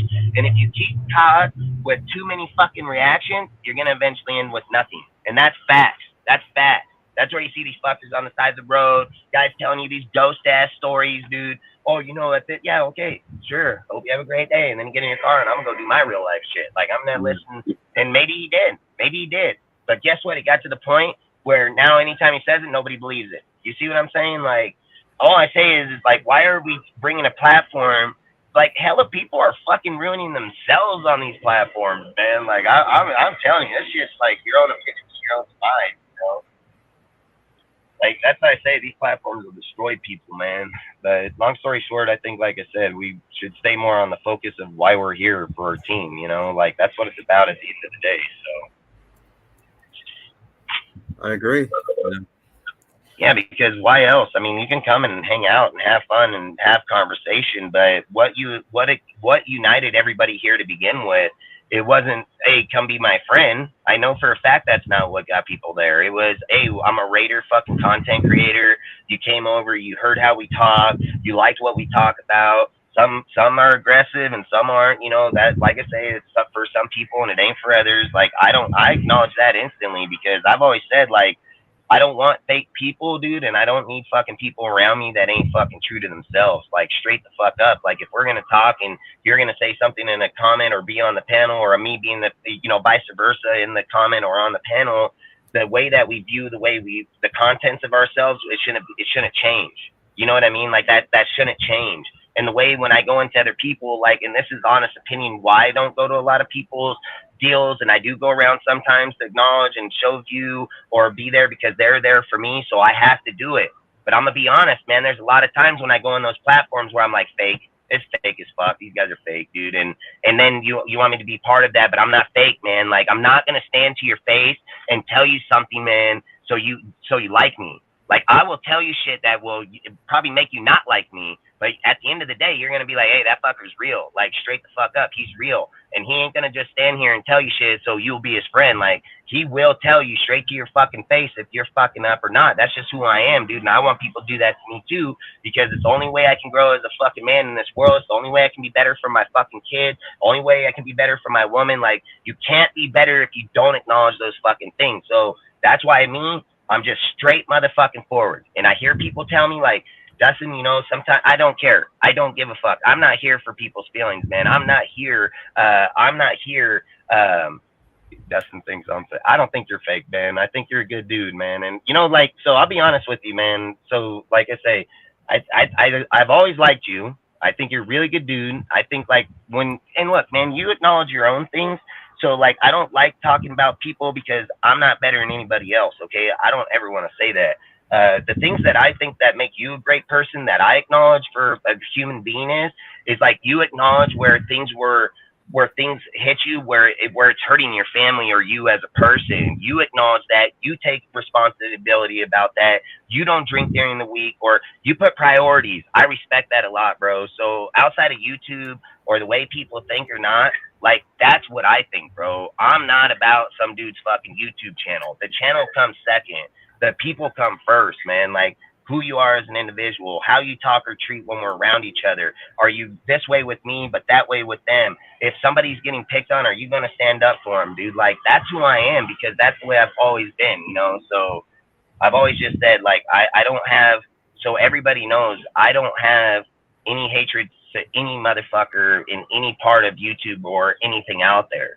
There are certain people that know and people know who I'm talking about. They put themselves in those categories where I think it's just better off to not acknowledge them or speak of them, because then you're just giving them air. I feel like the air to suffocate people like them is just to never give them air again. And in those platforms, they do it to themselves. I think I read a post here, I think a second ago, about Kush and Sultan. Like, Sultan, like, I'm gonna tell you something about Sultan, dude. Like, Sultan, everybody was after that guy like a fucking, like, I swear to God, it felt like in the fucking, like, 1500s or 1600s, you know, like the pitchfork days, dude, with the witches.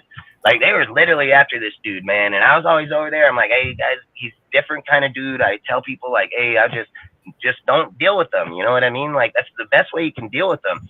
These guys destroyed this guy's shit, went in there, tore his shit up, fucking demolished it. I told these dudes, like, hey, these dudes are in your shit. They're going to do it to you again. He was like, nah. These guys are so fake, dude. They just hop on any guy that'll give them any kind of stability. I rebuilt his whole Discord. I rebuilt all his shit, put him in my deal, tried to promote him to get him back in there, give him stable ground. And this motherfucker tried to turn on me and tell me, like, I was going to delete his bitch, I fucking made your Discord. Why would I delete your shit? Like, this is my point. People in this industry got so fucked up in the head, they think dudes are out there to get them. If I'm out there to get you, I'm going to be at your house, motherfucker. Like, social media don't mean shit to me. Like, it don't mean shit. I love to come here and talk football. I love coming here and meeting people. I love having different relationships. But this is not my life, man. And I love to create. You see how much dedication I put. I put a lot of dedication in it, even running $1 million company, multi-million-dollar company. But long story short, it means something to me at the end of the day. But not like that. You know what I mean? Like, not like that. And he shot himself, and he's asking people for shit, and you start giving too many fake stories, and then it comes back around to everybody. Like, those guys are killing themselves. And I've always said, like, you don't have to speak of them because those guys are going to kill themselves, bro. Like, they suffocate themselves. I say, you know how you keep them irrelevant? By giving them air. Speak of them. Just speak their words. Bam, you just lit the light. You know, like the Santa Claus movies you see on Christmas Eve, where it's like, do you believe? Do you believe? And they're like, I believe. And the meteor's like, you know, like, that's how I really feel. You know what I mean? Like, and we do this shit on all deals, man. And I just think, like, continuity needs to be set and stable. Like, literally, leadership, people that stand for their communities, people that when they use these platforms, use them for the right deal. They're not worried about if this guy's going to coattail with them. Like, I always say, if what I'm saying out there is true, people are going to gravitate anyways. I don't need to be fake to nobody. And too many people will be fake. They're hella fake. They'll be like, hey, bro, I'm your friend. Okay, let me stop you right there real quick. One, I didn't ask anybody to be my fucking friend. So if somebody wants to come around and acknowledge me and then put the words friends behind that, and then you want to fuck a dude over. You were never my friend, so you should never say those fucking words, nor should you say it to anybody else, because in real life, you don't have motherfucking friends, dude. Like, you should be like, I'm here to fuck you, friend. Like, that's the kind of shit you should say, because in a week from now, I'm going to fuck you. The thing about me is, every single person that knows me, I'm straightforward, but I've been their friends for years. No matter what, no matter any of this bullshit that's happened, no matter what's gone through here, I've always been their friends, because at the end of the day, I've said, people come first before these platforms. And if you don't have that continuity, when people go to other people's channels or want to start creating channels, if you can't control your own, how can you do that to others or even lead to that example? You can't. You get over there, you're going to be just as lost as everybody else. And I think in this world, we need way more leadership, man. Like, we just need more togetherness, I think, dude. Just too much fakeness. And I don't mean to ramble on about it, dude. It just gets annoying that when you feel like you're trying to help, and then people get in their head and think like you're trying to destroy. Listen, my name's Dustin Rodan White. I live in fucking Klamath Falls. I was born in fucking in Riverside, LA. I was grown up in fucking basically Stockton, California my whole life. I've never fucked one person in my life, dude.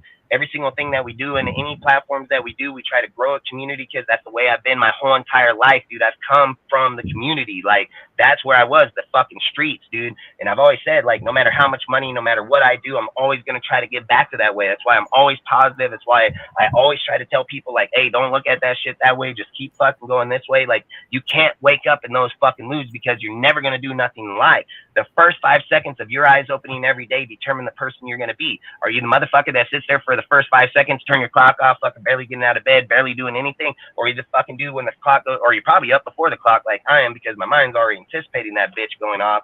So you're already up and going, dude. Like, nobody's telling you, no one's convincing you. You don't have to have this. My goal is my kids, my life, you know? And I've always said, if I can't be honest to you guys here, how can I be honest to my kids there? And that shit means shit to me, man. It means a lot to me. Like, more than anything. Like I said, I'll end motherfuckers' lives for my kid, dude. Like, literally. And I'll put myself in a jail for the rest of my life for it. And that's all I'm saying. Like, when those things come in front of us, they're a bigger goal in my life. Like, what I am here, I'm who I am, and I could reach a lot of people, but I think the way that they're our future, man, and the way they're raised, they're pure. There's no sickness in their fucking head yet. There's not some fucking weirdos or two people not agreeing and just brain feeding them. These kids are pure. They know why and why not. They know to ask questions. They know never to settle by what somebody says. Like, they're pure as fuck. And I think, like, and we've got away from that. Like, we've got away from it, dude. Like, I'm not pure in any way, right? I mean, I've done a lot of shit, man, but I've been pure to how I treat people, never stole from people, lie. Like, I've never been down those roads, you know, fought, been to jail, been in jail for prison 2 years. I mean, drank a lot, don't drink no more, but fought a lot, dude. I mean, but again, I never was like that to people. I just didn't like pieces of shit, like, drunk or not. And that's all I say. Like, there's a lot of times we'll go into other people's areas and they just tolerate it. Like, they just let them there because they're like, I want the view. Like, and sometimes controlling the community is better than the view. Like, you can't let toxicity in, because toxicity is a cancer. It starts out like the tip of this fucking pen, like that big, and then it ends up like this motherfucker in the end. You know, toxicity just bleeds out, dude, and you think you're controlling, you're not, you know, and that's all I'm saying. And when you go to a lot of these guys' channels, or a lot of people in general that are trying to do things, they can't control it because the people don't respect them. They're just there to chat and say on. Like, they can say whatever they want, but we can stop a show and talk to any motherfucker in the chat real quick, and they're going to be like, yeah, I get it. All right, Dustin, that's cool, because they understand, like, we're men at the end of the day. Like, this ain't no fucking bullshit. And if some little kid wants to keep rambling on, well, bye. You know what I mean? Like, he ain't going to reach you. Get the hell out of here. But if we're grown men, I've rambled with numerous people in this chat alone, and they've thought we were at arms, and we're still friends to this day. And you can ask them, they'll tell you, like, yeah, I thought Dustin wasn't gonna like me, or we were gonna fight, and then they'll be like, nope, that dude's cool as fuck, and he's always been straight. Because I think we all get passionate in football. We should. It's our favorite. Like, this is my favorite sport of any sport. So I mean, I'm fucking diehard passionate. You hear how I ramble. You hear how I get on about my team. Like, that shit means shit to me, man. Like, and when I watch a guy wearing my jersey or my shirt, because I think it's mine, because I support it as much as I do. Like I said, if the dude's over here in the gas station and he's wearing Raider shit, I'll be like, what's up? Don't even know the motherfucker, you know? And if I was in the store, I'd probably be like, walk by and be like, Raiders, you know, like, because that's just the community friendship. I don't own it. They don't own it. We all own it, you know? But I feel like when some of these people in here, man, it's like, are we trying to make it where we don't acknowledge them out here anymore because that's what we're doing here? Like, that's how it feels. Like, this is where it started, not there, man. Didn't start there. It started right fucking here, you know? So, I don't know. I don't mean to ramble on about it, but it really fucking gets to me because I think, like, it's crazy how I come from a world where this shit meant so much to me, and then you get into this motherfucker and people's posts or people's comments or things, they're always just, like, so fucking negative, and they're like, I'm a diehard. Bitch, every comment I just read from you was, Josh is garbage, Ziegler's shit, sell the team, fucking that guy don't know shit, this player ain't gonna do shit, that guy ain't nothing. Like, where the fuck are you at? Where's your team at, bro? Like, where's your team? You know Shit, what I my mean? bad, guys. I'm cooking dinner as we're doing the show. My bad. Till this day it is. That's facts. I mean, that's facts. I don't know, but you see what I'm saying? Like, how does a guy convince you he's a Raider fan when he just says everything I just told you? Like, you can't say that, dude. Like, where's your constructive criticism then? Like, if we get rid of them, who are you getting? Like, that's the first thing I ask every fucking negative motherfucker. Because, believe me, I scout coach like a motherfucker. Fuck no.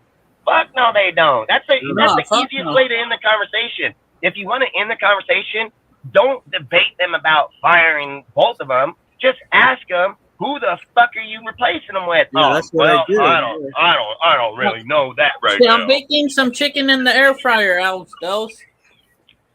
You know, and then that's how you know that's a stupid ass fan. That's how you weed out conversation that fast. Who you replacing with? Well, I don't know. Well, you don't. So you over here firing a motherfucker before you already know who you're hiring. Like, that's the stupidest shit I ever heard. You know? Yep. Yeah, but fucking, you know, You're funny, Lou. but that would be good as fuck, bro. I would eat a peanut butter and jelly cooked sandwich right now. Like, really, for real. Hot dogs, Hell bumless no, hot dogs. He man. said I don't like cooking meatloaf. meatloaf That in shit's there. disgusting. He's That doing shit's those hot disgusting. dogs, bumless hot dogs. Ah, hell no. You can In a pay keto me, diet. man. He said I'm about to get timed out. Nah, I ain't gonna time you out. Hey, he said, hey, he's already anticipating the fucking action. He's like, he fired with the ricochet. He was like, fuck. But I mean, that's all I just say, because that's what I think, like, for me, gets me. Take that on my own show. Look at this. Hey, fuck. Where the hell And you I just at? think, like, Alex goes, pull up again. Quit playing. But I don't know, man. I think I get crazy about my team because, like, I fought a lot in Oakland. Like, I fought a lot in Oakland at the game. So I think, like, that's why I feel like I'm just passionate about my team, because I beat the fuck out of dudes there before, you know. I timed them out. I just got tired of hearing it. He said meatloaf is the key word to get and that timed fool out. knows Yeah. that I hate meatloaf. Why is it meatloaf? I just love to know the reason for it. I just don't like it. I never liked it. I don't like meatloaf. Timeout. Yeah. Oh no, this shit goes way back. I haven't talked to the dude in over a year because we got into an argument on Discord a while back. And I kept on calling him Dry Cab, quit being so dry, because he started that fucking... This shit all started back in fucking Sultan server back. Yeah, I know. I remember. Yeah, fucking, we would be up late. I know. I was in the middle of making Kevin's cup and everything, and then all you guys drama-fied out. Dude, believe me, I know. I still have Cool Kev's cup. That shit was fire as fuck, dude. I'm not even gonna lie.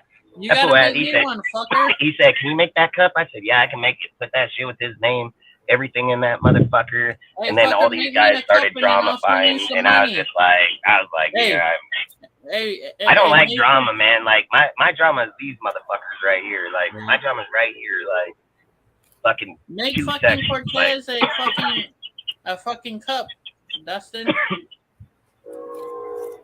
Like I said, we can make any cups. I make plenty of them. With the nightmare on it. I made those ones for the DSR with the Raider and the fuck Joe Biden ones with the Raiders on it. Get caught up with that shit. Yeah, the NFL tagged us for the deal just because it was trademarked, but that's when we had to start putting people's names in the cup instead of the Raiders' name. We had to put people's names because You have to alter the logo by 15%. Joe Biden? Didn't you have something about Joe Biden on the other side of it? I have so I'll bring my cups and I'll show you, but I have the Yeti cups, and then on one side it's the Death Star report. So it has the Death Star report all etched on my original photo. So it'll have the Death Star report and everything on the original.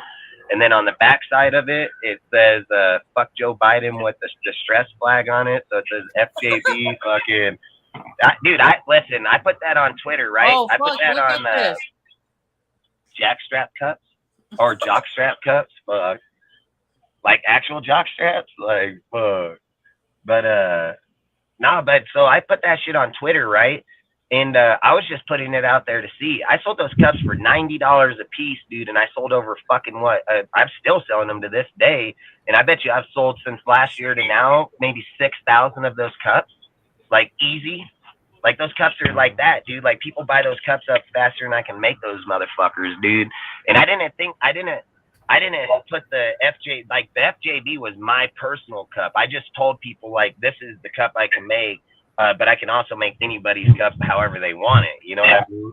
But man, that shit took off like wildfire, bro. But the NFL contacted me and told me because we were using the actual Raiders emblem inside the deal. And they were like, oh, that's a fucking $1 million fucking lawsuit, dude. Instantly. They said like even to hold their brand, it cost $1 million period just to put a retainer on there. And that's why a lot of people don't sell their shit because of those reasons. But they said that we were so little that if we just stopped now and then changed the emblem, and then that's when I changed it to the Raiders. I still use the Raiders emblem and everything. Instead of it saying Raiders, it just say your name, like it says mine, like Dustin, or mine actually says DSR, you know. But long story short, we made a bunch. It was crazy. It was cool as fuck though. But I don't even know why I started talking about that stupid shit, but. Blame it on the meatloaf. That's what I feel like. The meatloaf got me there, man. Meatloaf got too. I don't know why I even brought up the cups. Why did I bring up the cups? Somebody said something. I was trying to remember. Oh, because Cool Cab. Oh yeah, that's right. Because he said, that's why. That's why I get it. I don't talk. No, I get it. But that's why I'm just saying, like, you know, like this is the one thing I'll just tell everybody, like, everybody, like, and look, I'm a grown ass man just like all of you, so you guys can do whatever you want in your lives, right? But the thing I say about myself is like I'm solid as fuck. Like I'm solid. But I've been through a lot of these guys' Discords. I've been through a lot of these dudes' YouTubes. I've been through a lot of these fucking fake communities. It's really hard where dudes sit and say that they support people and really mean it, dude. And like to not know somebody and consider them your friend and truly back up those actions is really tough in this community. I mean, I witness it every fucking day. The only reason I think people stay as honest to me is because if you ask anybody, they'll tell you, like, I straight call them out on it. Like, I confront them on it. I'll call them and straight tell them, like, hey, like, straight the fuck up. Like, I don't even play like that. And I tell them straight up, like, out here, dude, and people in the real world, and you can ask even Cortez and people here, like, I say it how it is because if you don't respect yourself for that, you can't respect any other people bring here. up real quick, Dustin. Hey, did you do the mod for Dark? What was it? You remember you were gonna mod him up on Discord? He's modded in there. Oh yeah, that's the other thing I was gonna say is that if anybody is in there, but this ain't ours, I'll say it on mine tomorrow too. So no, bro, you can say it on here if you want. Yeah, but a lot of these guys ain't in our shit. So long story short, in our Discord, in our mods, we have our fantasy league already going. So if people want to be part of it, we're only gonna go to 12 teams. I have it set at 10 right now. I think we only have 1 or 2 spots left. But long story short, we're gonna be doing multiple, probably 8 or 10 fantasy league. For the actual server and anybody else, I'd like to do like one for YouTubers. I'd like to do like a YouTube fantasy league where like we can draft on it, we can play on it as a community, just have fun, you know. So long story short, like that's what I think we should do is more intertwine, and then I do the ones for everybody. So like even the chat, even the people, like we can all be part of it. And then like in 3 of the leagues, I don't make anybody pay, so nobody pays for any of my leagues. Like I don't make anybody pay any money in my leagues. All I say is at the end, I just give out a $25 gift card of your choice. So whoever wins the league, I'll give them a $25 gift card, and then they tell me what one they want. I'll go buy it, and then I'll give you the number, and then you guys can do with it whatever. But that's all I'm saying. Like, I just try to intertwine.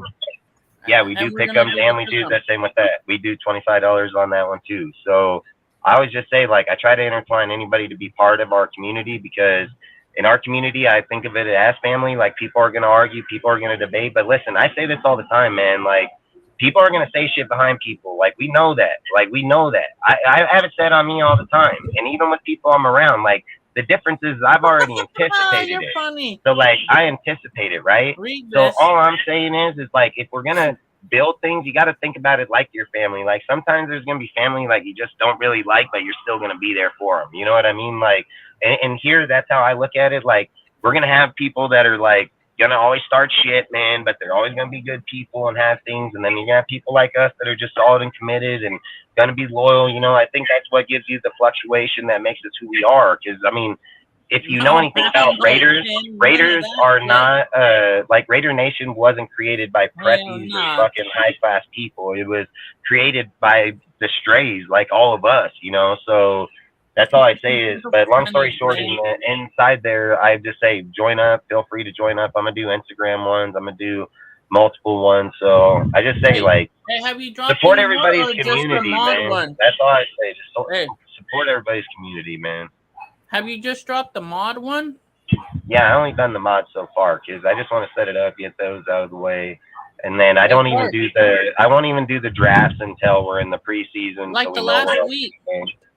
I usually do it in the last 2 weeks, because if we're doing like 10, 12 leagues, I play in all of them. Like, I play in all of them. We could do the mod one on the YouTube channel like we did last year with everybody. Yeah, but I want to do one like that with I want to do that with the mods, but I want to do that with people in their YouTube channels too.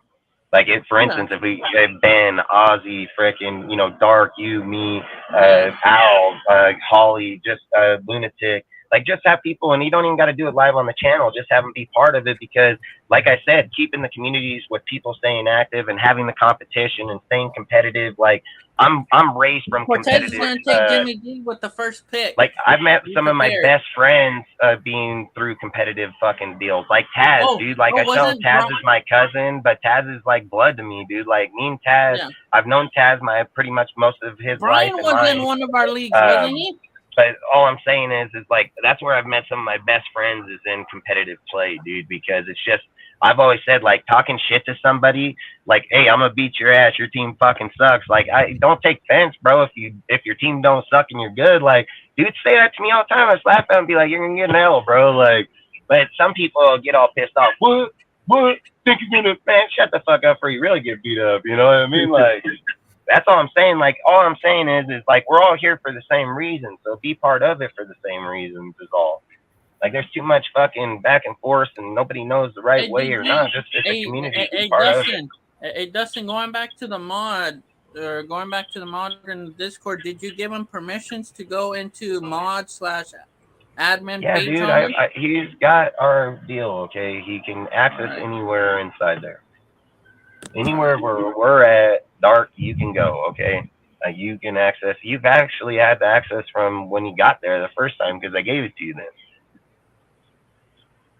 But that's why I say, anybody that's in there that's part of it, I try to give them access to there. And if they don't have access, they just tell me and I'll give them the access, because in my Discord, I don't try to hide shit. I don't try to confine shit. I don't try to say, oh, we got all this. I try to intertwine shit. The only reason I have like mods versus regular chat is just so sometimes when you're in the regular season, you get some dudes in there talking bullshit and we can just go talk our own shit. Like, I don't like fucking up shit. You know what I mean? Like, just because I don't agree with what they're saying and it's mine doesn't mean I got to go in there and put my 2 cents in there. And that's my shit.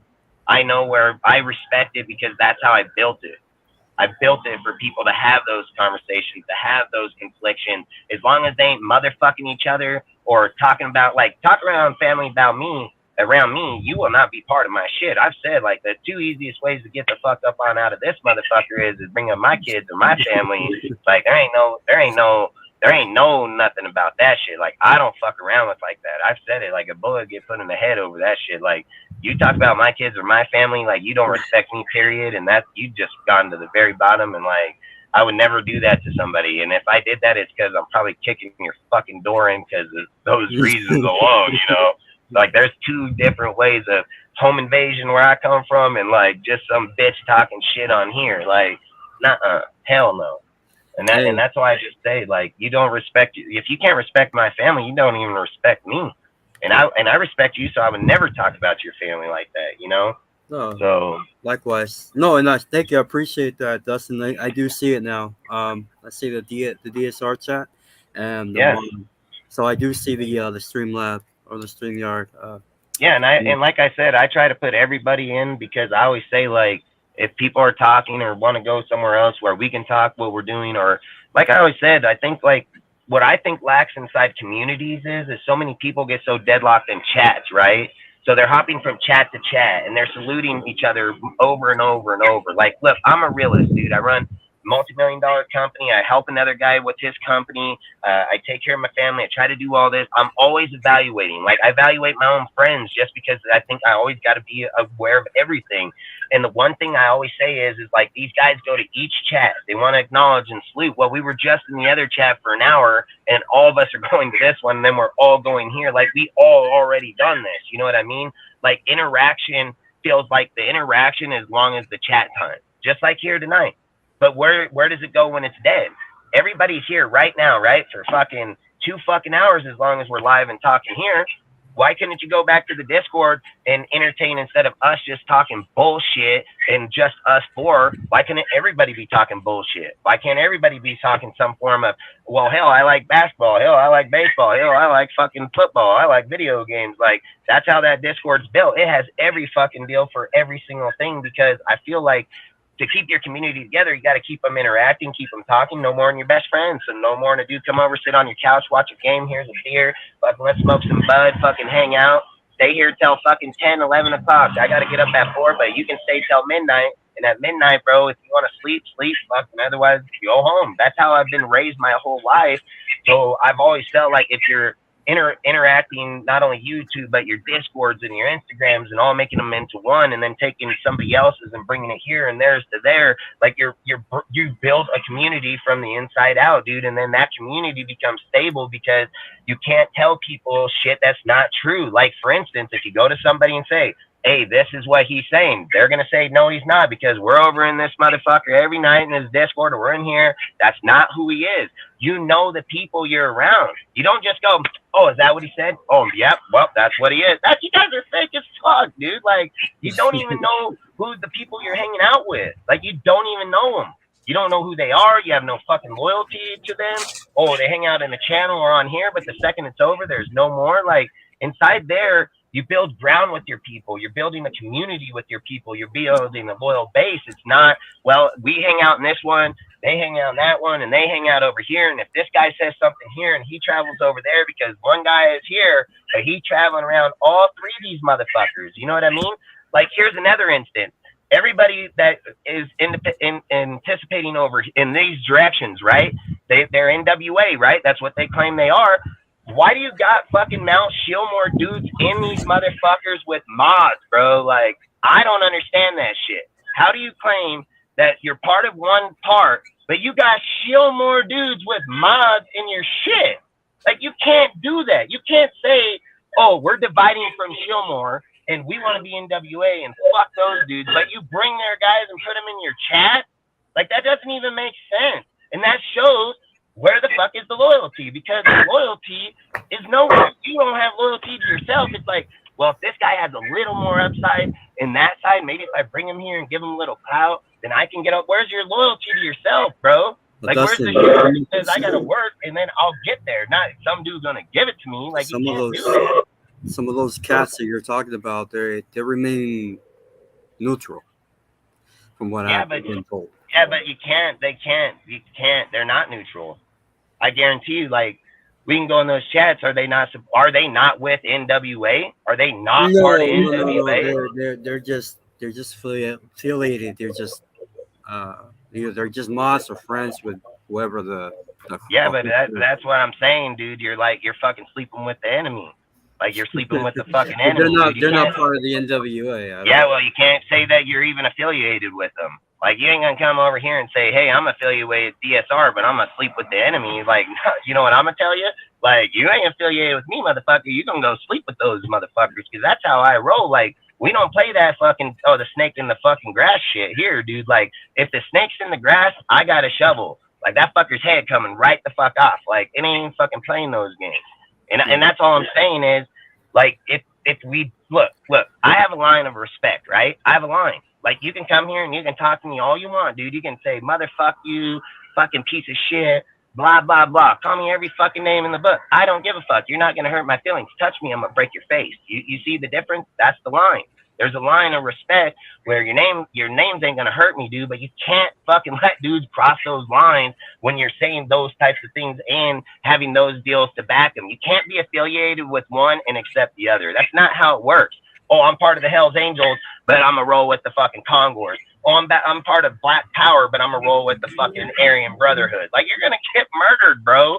Like, you're not, no, I'm a Blood, but I'm a Crip. Oh, fucking, it doesn't work like that. It doesn't work like that. Affiliation affiliates you with them. That's how that works. That's why it's called affiliation. Okay, so maybe perhaps affiliation was the wrong word of the choice, but they're not part of anything. Yeah, that's probably more what I would say. Like, that's how you'd have to say it, because I would just be like, they're not part of it and they're running in there, because you can't do that in your own shit, because who's the, like for instance, I know I hate to relate these type of things because, like, it's not a good thing, right? But, like, for instance, like prison, they got key holders, bro, and those key holders hold rules for a reason. Like, who are the fucking the key holders? You know what I mean? Because if you don't have guidelines and you're just allowing these guys to be here and those guys to be there and do all kind of crazy shit, like, that's all I'm saying. And I'm not saying nobody in general. I'm just saying in general conversation is that I've seen this in other people's shit. You know what I mean? And yes, you are right. The dudes that are part of it, they take care of it and they're aware of it. And we've spoke on it even in private to some of those people. So yes, I'm not entitling any person that we've spoke or had that conversation in private in past, right? I'm just saying, like, you can't sit and say those words and then see it in their chat. That's all I'm saying, because I just feel like where I'm from and like how people are raised, you don't put tags behind yourself if you're part of everybody. You know what I mean? Like, DSR is part of everybody. There's no limitation unless you're just a straight bitch, then you ain't welcome there. You know what I mean? Like, so the limitations is how you are as an individual, but there's no limitation on, like, this person's a part of this or this person's a part of that. I have fucking people I don't like in NWA, and I have people I don't like in Mount Shillmore, and it's plain simple facts, dude. But there are really good people in both sides of them that are just part of fucking situations, and people got to look at it like this. I've been around YouTube since it's been going on. So when people affiliate with certain people and they're a good person and, like, say they want to leave, but the thing, a lot of people think that it's really easy. You can't. They're embedded. That's who they've been committed to for all those years. And the people, if they leave, will their people following? You know, like, there's a lot more into some of these people, not just weekend warriors. You know what I mean? Like, the weekend warrior guys, they jump every day. Like, it's not uncommon. And that's why I kind of try to stay, like, with what I'm doing, because I just say, like, I like a lot of you guys. So I don't like a lot of Shillmore. Like, I to be honest, I think Andy's really the only guy I really like over there. Like, he's the only guy I've ever felt like he's been a good dude, and he's always been good to me. Always a really smart kid, dude. Like, he's a really good dude, just in a bad area. But a lot of those other guys, fuck them all. Don't give a fuck about them. Don't care. And they tell them all to their face. I don't give a fuck. And I'll meet them in Vegas, and I'll meet them in their fucking Denny's or their fucking place. Like, they ain't gonna talk to me like that, and they ain't gonna go down. And I don't give a fuck how many people they got with them, because I roll with my cousins in our group all the time in big numbers. Like, and we love to fucking fight. So there ain't a fucking doubt about it. That's the difference is like how people treat people is like, it's just crazy. Just because we can fight and we have big numbers, we don't go around bullying fucking people. Like, we go there and party, have great time, bring people into our suits. Fucking, hey, you want to party down? Fucking Raider? Fuck yeah, dude. Fucking, like, that's how it was.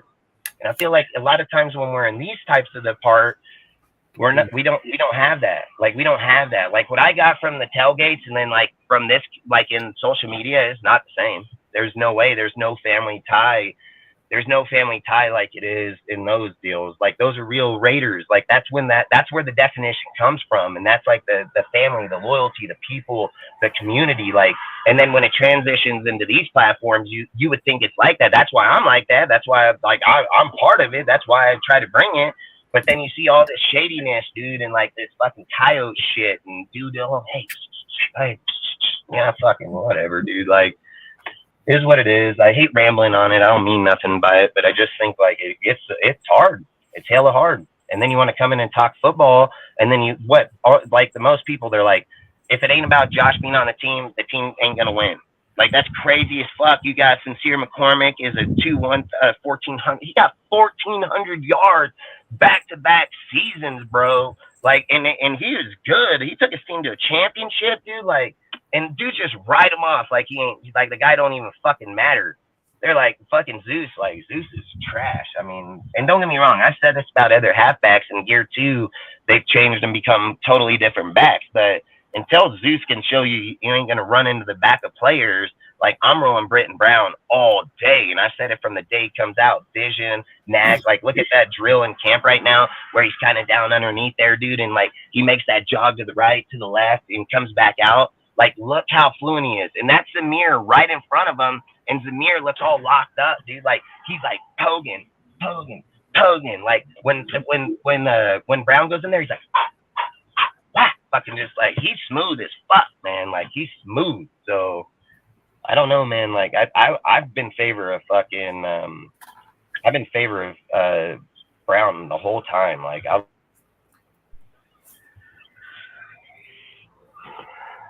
that's why I just think it's either Josh,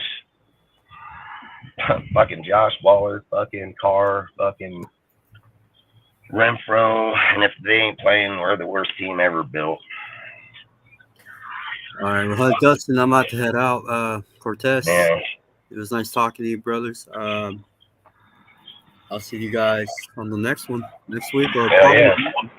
Well, fuck, we need topics in the next one. That'll be for sure.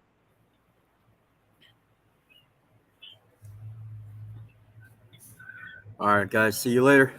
Bye, man. Cortez.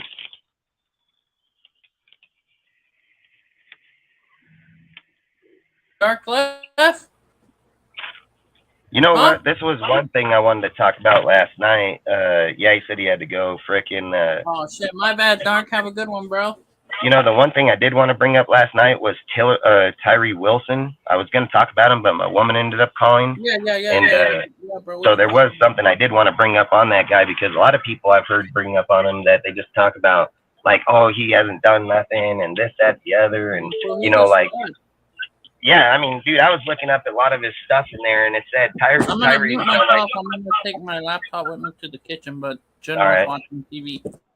All right. So a lot of people were sitting there saying like Tyree Wilson wasn't going to be shit, dude, and that he was picked like another Cleveland Farrell, this, that, the other.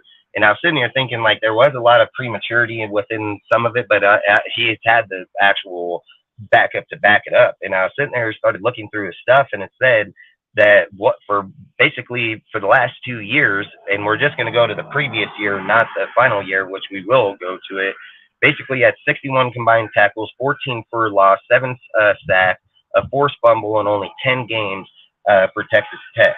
And in 2 years, he combined for 109 combined tackles, 29 for loss, 15.5 sacks, pass deflection, forced fumble, fumble recovery in 2 seasons, covering just 23 games. And to sit here and say, like, this guy doesn't have the production, if you sit here and look in his second year, he did drop down in combined tackles in there. He went from 61 to 109, so I think it's 50. 50 would be 60, 120, or 1660s, 120. So long story short, he's around the 50 mark in there. But his tackles for loss jumped up because he had 14 the year before. He had 29, so it means he had fucking 15 the following year. Then he went up in his sacks because he only had 7 sacks the year before. He had 15.5. So that means he went to 8.5 in that one. And then the pass deflection, the forced fumble, which he did have a forced fumble, if I remember. Yeah, he did have a forced fumble the year before, but then he got the fumble recovery too. And all I'm saying is this guy is like a fucking meat eater, dude. Like he is straight. He's just massive, dude. He's got the length. He's got the strength on him. And I've always said, like, I don't know if people understand, but when you're pushing on a dude and a guy can reach up and around, dude, and he has a fucking 6'4" wingspan, that's where you see dudes reach around and grab him from behind and pull the quarterback down still in the pocket. So for me, like I said, they have him on the non-football injury list right now. I know a lot of people are, skeptic about, oh, is his foot going to be healed, this, that, the other. The thing that I keep iterating about him is that if people pay attention, like I said about Jimmy, like I've said about a lot of things, these guys spoke on these things when they signed them. And I don't know if a lot of fans just straight forget or just don't have the mind span to remember it. But for one, they claimed right away that some of the best doctors in the world looked at Tyree Wilson's foot before the draft, and that all the doctors had the same exact agreement that his foot was going to be healed and be ready before the start of the season. So they said that it probably was going to go through camp and not be ready yet. And they even spoke on that if they were to give him till 2-3 weeks into the regular season, like those were already topics that were spoke on about him. So if anything happens before then, it would just be a plus. But the logic of it is that it's most likely not going to happen, and that he's probably going to be in here in those parts. But at the same time, if Chandler is working well and you're getting to rotate with some of these younger players in those first few games, and then say Wilson comes in, like for the future, I'm excited, because the thing about Clee is Clee didn't get to come here and go to the outside and sit behind Chandler Jones or things like that. Like Clee came to a depleted team, so Clee had to be the best player he was, period, being here. Like in this case, Tyree Wilson doesn't have to be that. Like he gets to sit behind Chandler, and he's probably going to sit behind Rochelle or somebody else of those factors that are going to have kind of, skill within the NFL. So like I said, I think Tyree Wilson, when you're just looking at his production, and people say, well, that's in college. Well, that's where every single player ever played in the NFL was compared to. So if you're not accepting those plays, then there's nothing that anything anybody can say. These are how they gauge NFL players. These are stats that people go by. Sometimes they work, sometimes they don't, dude. Like there's no arguing it. But his production is most definitely gonna pop up, and his shit popped up in 2 years like that. So like I said, I just wanted to speak on it on our deal last night, but I ended up getting into all that, so I couldn't get on there to speak about it. But that's all I was going to bring up. And then the other thing I was going to bring up was just Max, man. Max is the true leader of the Raiders, dude. Like I was going to say as far as like Max was the true leader of the defense, but I'm going to go as far as saying like Max is probably the true leader of the fucking Raiders, because like when he said in the presser, like he was so confident about it when he said it, and it made me think instantly, like if dudes don't listen to Max, man, they're gonna be the fuck off this team. Because the way Max said it is he said like after practices we're all gonna run, and it's not even debated, like not even a debate. So if he gets some dude over here that's like fuck you, I'm not gonna run, he's going to be like, well, fuck you, you ain't going to be on the team. And then he's going to go up to fucking Graham or fucking Josh or whoever it may be, and he's going to tell him that motherfucker ain't going to be on the team. No, Alex, bro. Doing that. Kuntz will not make the team. Who is it? Malcolm Kuntz will not make the team. No. I mean, I'm going to say, yeah, he does. I mean, I've even said it. I don't care if Rochelle comes or not. Like, this is the thing. Why doesn't he make the team? And who takes his spot? Adam Plant. It would only be 4 players. They're probably rolling with 5 anyway. So even Plant wouldn't be the determination of Kuntz not being here. So I would like to know who is taking Kuntz off the team, because Kuntz, this is one thing that's fact. Kuntz has been here for 3 years, and for all 3 years, Kuntz has been a 53-man starter, 53-man team starter. And even if he's on special teams or play, he's been on the roster, not on practice or that dude been a 53-man roster. So all I'm saying is, if he fucks up and gets another penalty on special teams, he'll be cut. That wasn't his fault in the Chiefs game. Mm-hmm. Nah, hell no. That fucking guy reached up and grabbed him by the back of the helmet. That play should have been penalized on the guard. The guard can't go forward in a defending play. How did he go forward and grab him by the head in a UFC fucking loss when he's supposed to be getting back defending from them to block the kick. Like, that don't even make sense. That don't even make sense. He's supposed to drop back, but he dropped forward and got cooped in a headlock. Oh, yeah, okay, sure, fucking, I bet. You better not hit another quarterback either. Yeah, you better light him up. You're right. You better knock him the fuck out. Like, that's what No, he should do. no. Don't hit your quarterback in practice. He didn't hit a quarterback in practice. What did he do to Carr last year that got He just got behind the line. He got behind the line and went after him. And that's why Josh got pissed off and cussed at him. But he didn't hit him. He didn't even get to him. He was right there. He was like this. Like, what? Like, he wasn't going to let him go. Ghost, you're going to pull up L's Ghost or what? You got to pull up and talk on his topic. Did you guys not come with topics or what? No, I come with topics. I just don't put them up. What's your topic? What's one we can talk on? Talk about... Oh, this is not Raider related. I just want to say Derek Carr just sucks. He throws too many. Oh, my God. Oh, That's my point. Who cares? Hey, who cares if he throws interceptions? He's not a Raider. Salute took your soul. Yeah, Salute took your soul. And Jason, he does some fucking good videos too. I didn't know that shit, man. But fuck, I'd like to get this dude up on here too, man. Hey, drop the link, fool. You got the link. I don't have my phone with me. I don't have it. I can't put it in here. No, I'm talking to Al. Drop the link, Al. I'll pull up. Jason pull up. I mean, I've seen some of his videos. He's got some good videos. You're always welcome, Jason, to pull up. I just don't have my cell phone with me to drop the link. Yeah, we need topics, though. Fucking, I know Jason had severe. Yeah, that's what I was gonna say. That was pretty cool, man. I seen that shit. That was pretty cool. Ooh, and plus, he had the edge rusher out of Boise. Was it out of Boise? I believe so.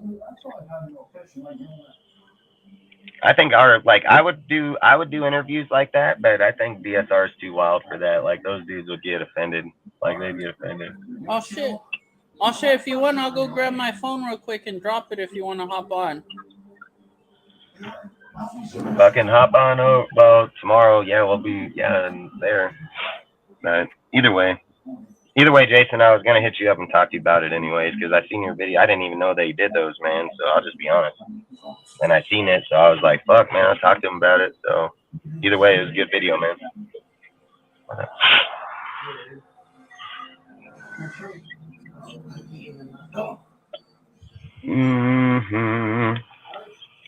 I don't want to talk on my subjects because they're for my shit tomorrow, so I don't.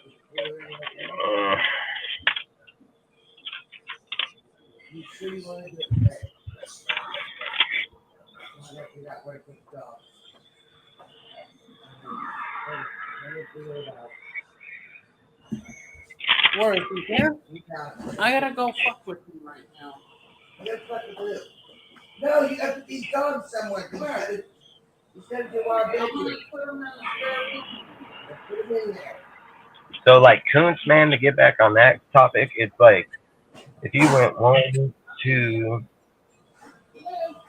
3, 4, 5, and then sent, well, the dude from Nigeria doesn't count, so he won't even go against the practice squad, so it'd more likely be Tarlis. Tarlis would be the one there. I mean, Willis ain't making the team, and Rochelle would come on, so it'd be 1, 2, 3, 4, 5. That'd be 6, but I don't think they'll run 6 like that. I don't know, man. Like, I've been thinking about it too. Is that I think the one guy that could like get Kuntz off the team is Rochelle. If they went to 5, I would think he would be the one, because he's 28 years old. He's got 9.5 sacks. He has production within there. He's been like 103 tackles, dude. Like, for his backup presence, he has production, and that's kind of what you're looking like. That's kind of what you want Kuntz is. Is like, Kuntz is supposed to be the backup production where he's not getting a lot of reps, but even with his little amount of reps, he's getting high production from it. So, like, the tackles, the sacks, things like that. So I would say if if Rochelle comes in and plays and he plays really good, then I would say there's probably a possibility Kuntz. That would be the only way I can see Kuntz going off the team. But you got to remember, they got 6 spots designated to the practice squad that can hold any player. So it doesn't matter if he's been in the league for 10 years or fucking 3 years. We can still keep him on the practice squad, and then that's sitting 16 people. Who has more yards, Jacoby or Renfro? That's tough. I think that's more of like who does Jimmy gel with more, in my opinion. Like I've always said, like you can see in history, there's been a lot of quarterbacks that tend to gel with one quarterback or one receiver better than the other, and then he feeds them all the time, dude. So when you're looking at those slot receivers, and I don't know, because Jimmy, watching his football, because I've watched a few of his games recently just to kind of get to know more of him in game wise. And Jimmy doesn't tend to lock in just to anybody. Like he's not that type of player. So if I'm just looking at it like that, I'm gonna say Jacoby has more yards than Renfro. Jacoby been a proven 800-yard back. I say back, but 800-yard receiver for the last 2 years.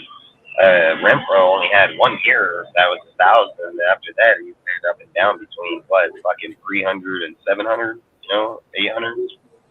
So if I was gonna bet money, I would probably go with Jacoby just because he might have more deeper plays. Because he probably won't just be utilized in the slot; he'll be utilized in the receiving spot too. So, my pick would be Jacoby, man. Like I would pick Jacoby. If he said he was going to have more touchdowns, I would say Renfro. Catch me another 40-inch pop pipe. Because I think Renfro will be more dangerous in the red zone than Jacoby, because Jacoby's production in the red zone didn't even show up until last year. He's had 6 touchdowns last year, 2 this year before, 0 and 0. Like Renfro's scored touchdowns ever since he's been in the NFL. So I've always said some people have it, some don't. And I'm just going to say, like, from what I've seen of Jacoby for his 4 years, he hasn't even had it till just recently. So I'm a favor Renfro still in that category.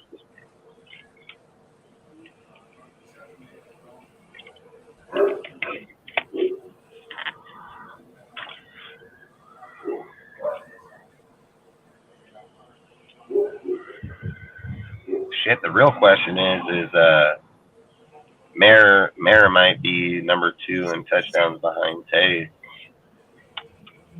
That's a good one there, man.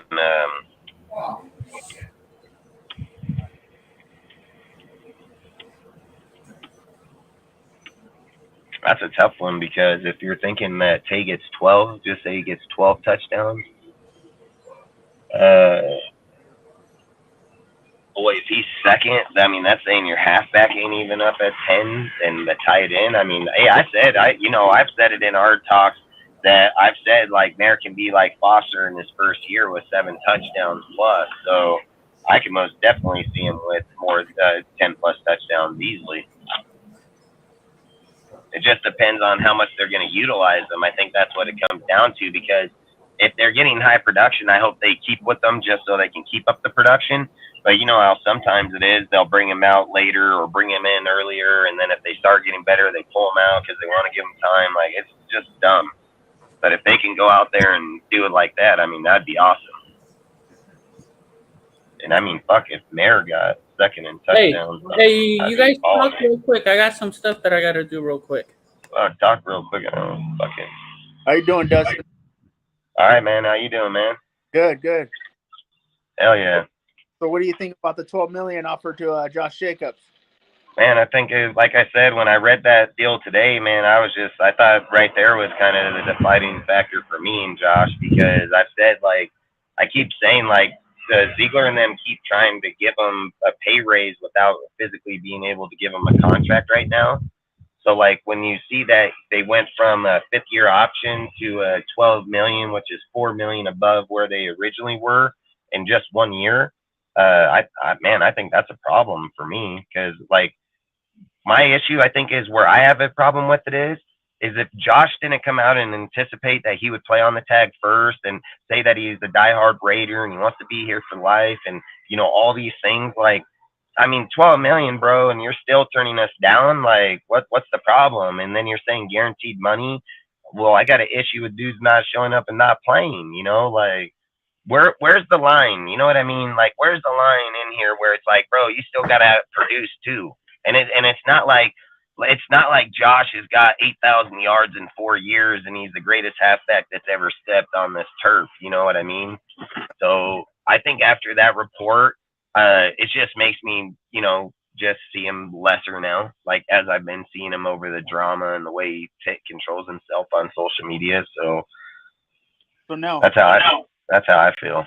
So now, if he does sign the franchise, do you think we'll let him sign the franchise, or do you think we'll less than 12 million now that Saquon Barkley signed? So what did it cut out when you said that? You said, do you think what? Do you think he'll sign the franchise, or do you think we'll give him what Saquon Barkley is getting? Well, I think, in my opinion, if you offered him 12 and he turned you down, like, what more are you going to offer him? Yeah. You know what I mean? And let's be real. The tag is 10.09. So all they gave Saquon was $900,000, you know, and then they gave him the $2 million incentive, but it stated in that incentive he had to be over 1,000 yards, playoffs, like, there's all these incentives for $2 million. You know what I mean? So if Josh is over here, he wouldn't even have the incentives. And even if Josh comes back tomorrow, right? And say the only thing they can do is just offer him something right now that can go from like 10 to 11 or 12. But if they offered him 12 and he turned us down, why would he take 12 now? So for me, like I said, I mean, if I was him, I would sign the tag and then re-sign the tag next year because it's just smart business. But if I was him, I would, like I've said, I would wait till the last week in the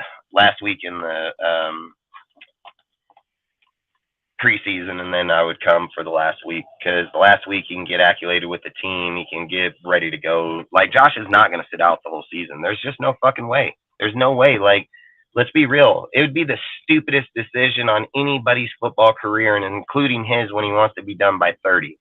Like, you've already set your limitations on when you're leaving. You go out of the NFL this year with no injury whatsoever. Your production goes down. Your burst goes down, dude. Like, you're not out there fucking full bore. Like, what did Max say in the presser? The thing that keeps me going and what brought me back this year is I was training 6 months earlier. You know what I mean? So this guy thinks he's just going to sit out a whole year and dude's going to give him $16 million next year. No, they're not. No, the fuck they are not. They're going to straight up say, nah, nope. And look, I keep saying this about Josh, and I'm going to say it. The reason Josh keeps advocating for the money is because he knows that he clips 2,000 all-purpose yards. I've said the only title Josh owns is the rushing yards. He doesn't own touchdowns. He doesn't own any other categories, just the most rushing yards in the season. He doesn't own the yardage in passing, any of it. He doesn't own any of those. So, like I said, it's just one fucking deal. And he's trying to bank in on it. And all they're saying is like, and this is why he's scared, is because he sees he can beat 13 million this year, maybe. But look, he's even put Cap on his post that said, oh, Josh was trying to reset the market. And then a guy said like 13 million, and Josh put Cap, wasn't even trying to reset the market. So if it wasn't 13 million, if it ain't 12 and it's not 13, then what the hell is it? You know what I mean? Like, and if you're not resetting the market, then what the fuck are you doing? Because you're anticipating that Henry's making 16 million, but you're not anticipating that his contract was backloaded to begin with. So the reason his contract's at 16 million is because they paid him cheap up front. That's why. It's his contract was $10.5 million for the average of his contract. So I don't know, man. Like, I'm weird on the Josh, dude. I said last year I would have traded him. I said last year in the offseason I would trade that fool. So for me, like, I just think we got to do what's best for the team. For me. But now that he's doing this, and then now that Saquon Barkley signed, now do you see him signing the franchise and us trading him? Because I would. You know what I mean? I would do it. I said if he signs the contract, what happens if he becomes that dude in somebody's ear where he's like, hey, if you get 10 or if you get 25 sacks this year, you're not going to get no more money. Or if you get this, you're not going to get that. Or if we stop these guys, you're not going to get paid. Like, is Josh going to be that guy where, look, in the Patriot system, they've installed, we're not worried about your yards. Do you want rings? That's what they told him. You know, and that's all we're doing right now. Look, Josh is only doing what he's been programmed to do, what Bill has taught him. Bill has been the best coach in the last 23 years, period. So all Josh is doing is the design he's been taught to do. Their design and Ziegler's design is Bill Belichick's design. And in Bill Belichick's design, it states not to pay those types of players. They never have. Randy Moss is the only guy outside of Tom Brady. Like, they don't sign dudes like that. They don't do that. They don't have names like that in their teams, dude. Like, they never have. I've said it. Like, Devin McCourty is like he's the fucking quarterback of their defense and Hightower linebacker. You know what I mean? Then you got like Gronk and them and Edelman and them. They've all been here for like 10 years plus, you know? So that's all I'm saying. Like, their guys are just one or two. It's not fucking consist of, 10 fucking mediocre dudes that are better than the whole team. Like, and that's all I'm saying. Like, all Josh is doing what Bill taught him to do, and people are hating on him for it. And I'm all for it, man. Like I said, he can't get better if you're not willing to make change, dude. You can't get better. Yep. Yeah, I'm with you on that. And then I'm if Cook is available, you think we'll get him for $8 million? Yeah, and like, I'm all for the Cook hire, but this is, again, like, look, I get the Peters hire, because at the end of the day, Peters is our best corner outside of Hobbs. Like, there's no debating it. So I get that hire. I would not understand hiring Cook right now, because you got Sincere, you got Brown, you got Zamir and Austin. Like, you got 4 young backs here, dude. And if we were in New England system with Josh and them, and they had these 4 guys, one of these 4 are starting this year. They're not going out and hiring a big name guy. You know what I mean? And even though New England did go and put in a deal after Dalvin Cook right now, you got to also remember, just about 3 years ago, they're in the rebuild of their team. They actually spent the most money in free agency inside. I think it was $56 million total money guaranteed spent inside there. It was one of the biggest transactions Bill's done over his tender in there. So for him to go get a guy like, and you'll probably get him for like $8 million. So it's not like you're going to, and high production, you know what I mean? So, like I said, I would rather just roll with R4 and then wait it out. And if we miss on Cook, we miss on Cook. But my issue with hiring like all these other guys is like, you're going to take away from good ass. What happens if Sincere is that? What if Sincere is him?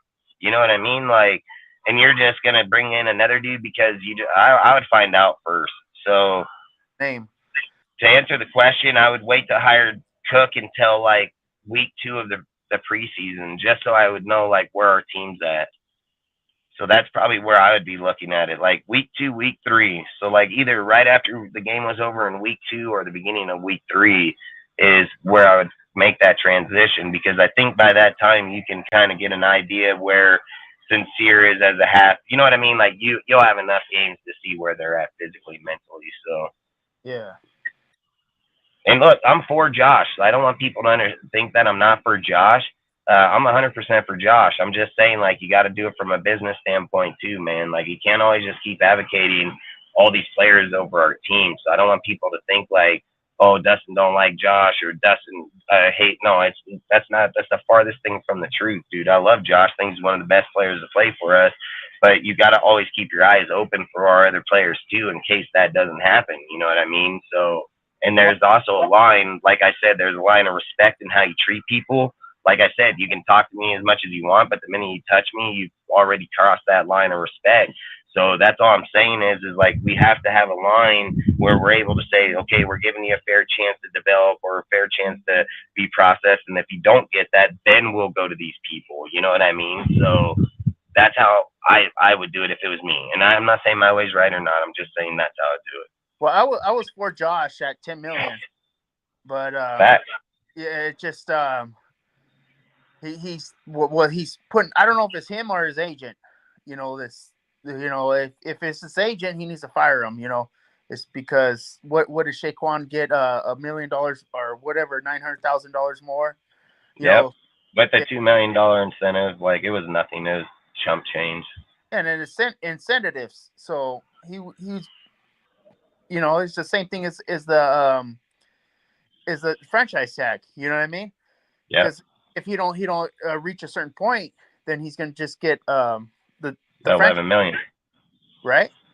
Yep. Am I- So, Well, so basically, yes, you're right to an extent because the tag is 10.09, but they gave him 11, and then Yeah. they gave him a 2 million incentive. So Oh. no matter what, his bottom line is 11 million. So Okay. that'll be Saquon's bottom line is 11. So if he doesn't get to the playoffs or don't get those yardage, he's $11 million no matter what. Oh, okay. And then I imagine it's probably written out the same way as the tab was, that you have to be present in the games, dude. Like, they're not just going to give him a fully guaranteed 1 year fucking contract. Like, they're not going to do that. So I guarantee you that all it did was mimic the exact franchise tag. I'll bet anything. It probably mimicked the exact tag. The only difference was there's $1 million more and 2 million incentive. That's it. But like I said with Josh, it doesn't matter because we offered him 12. Yeah. Like, he said that he wants more than Barkley. You got 12, bro. Like I said, if everybody watches our show, what did I say the number was for Josh from day one? I said 12.5. And then when the report came out about the Giants not offering Saquon 13, I said, fuck, I want to give Josh more than 11.5 million. That's exactly what I said. So if he got a 12 million and he turned it down, that's his fucking problem, because I've said that he ain't worth more than 12.5, and I've said is the cheapest I would probably pay him is 11.5. So if he turned down 12, I mean, and if he don't take 12.5, I mean, I would not sign him. And look, at the end of the day, when we talk amongst these people and like the chat or things out here, they're gonna all have their own opinion. Like, they're entitled to it. But guess what? At the end of the day, when Ziegler sits down at that table, he don't give a fuck about what any motherfucker thinks in the chat, because he's been to school for this shit. He knows what he's fucking doing, and he's gonna know if it's good or not. That's just plain simple facts, dude. And at the end of the day, he don't give a fuck. He knows, he's very well aware of Josh. He's way more aware than any motherfucker out here talking about it, because he sees him every fucking day. He sees him every day, training, working, goes to dinner, and nobody out here ever even met him. You know what I mean? Like, fucking talk on this guy like you fucking see him, know him. This is Ziegler's job. It's what he gets paid millions of dollars for, bro. Like, he gets paid to evaluate these motherfuckers. He knows every bit of Josh. He knows exactly who he is. Probably know how long his dick is, too. Like, he knows exactly everything about him. And my point is, how can people sit out here and emphasize they have more insight on the man that's there giving them the money? Like, that's crazy as fuck to me. And if Ziegler ain't willing to give it to him, how is there any guy out here advocating to give it to him? Like, that's all I'm saying is like, this guy controls teams. These guys just make up teams. That's all I'm saying. And at the end of the day, if fucking Josh ain't taking $12 million, then fuck Josh. Like, straight the fuck up. Yeah, that's where I'm at. Yeah, I want him to be traded. He's a distraction for me. It's that's facts. You know what I mean? It's just get what we can, a second or a third, I'll be happy with, you know. Yeah, if we got a second and then like a second, third, fifth, second, fourth, fifth, second, fourth, fifth, sixth, second, fifth, sixth, seventh, like, I'll take it right this second. Second in a player, fucking, like, I don't care how they want to do it. Trade this motherfucker to the Ravens and give me fucking Patrick McQueen, dude, and then we'll give him 17 mil. Like, straight, that'd be such a dick move, man. Oh, yeah. But we would just backload his contract. He would average 17 million a year, but he would probably not get paid no more than 5 or 10. And look at just with the few restructures we've done, we're back on the books for what, 5.9, 6 million? Yep. Signing, 5.9. Put him on signing bonus. Yeah, they got us back to 5.9 million right now, back on the books, 5.9 million. Yeah. So structure a lot of, put them on signing bonus and make that stuff happen. But yeah, I mean, Everybody likes Josh, man, but I think where you're getting a lot of people that's kind of like how I'm thinking is like Josh came out and publicly said that he wanted to do that. And then he's turning around and fucking spitting in our face, dude, and saying, "Oh, I want the money. It's not for me. It's the next guy." Every time something comes up, he's out there advocating it with the fucking fan, dude. Like, that's why you pay agents to do those jobs. Like, everything Josh is doing is wrong. Like, wrong as the way a professional player conducts himself in a franchise. Everything that Josh is doing against the fans, the comments, the interaction in social media indicate that he's leaving the team. It's happened with Antonio Brown. It's happened with every dude that's done this in the past, dude. Like, this is the exact road they've all been on. This is the way that they start and advocate out. Some have stayed, but majority of them end up leaving. You know what I mean? Like, they don't end up staying on the team. So all I'm saying is Josh is interacting with dudes out here because of their opinion. Like, the thing that I think as a human being, right? If I was Josh, I don't care what you say. You don't pay my bills, bro. You don't give me a check. You don't have a Raider jersey with your name on it. You don't have a locker room with it in there. So why would I care what you say? Like, it has zero fucking point to what you have to say. You ain't. But what it tells me is that you're probably fucking psyched in your head at all times, dude. So you're trying to make yourself better than what you are. So you're always thinking that. And then when the negativity gets in your way, you're like, "Oh, fuck you. You're in my way. Get the fuck out of my way." You know what I mean? Like, you don't have a way to control and harness those emotions to be able to get through. So they get reckless in there. And when I see that, like a me posting on Sergio, Raider stats fucking deal and saying, "Oh, here we go again." Like, Sergio struck his nerve like that, obviously, because it obviously was a point where it took this motherfucker to comment back on someone's shit and then delete it a few minutes later because he knew, like, shouldn't have did that. You know what I mean? And that's all I'm saying is are those the players we want on our team at the end of the day anyways, so. No, it's just like same with Carr, crying on stage, same shit. Yep. You show your emotions, show weakness, and with Jacobs, he said he'll play on the franchise tag. Now he switched up. It's just drama. We don't need the drama here no more. Sergio posted in the Discord earlier today. He said, Sergio. Say again. Who's Sergio? Raider Stat. That's on my show. Raider Stats is Sergio. Oh, okay. Yeah. So basically, he messaged in the Discord earlier today, and he said, "Hey, man, added everybody, said read this post," and it basically said, like, they asked Cole, is there any issues within the locker room, this, that, the other, and he said no crybabies, no people in their head.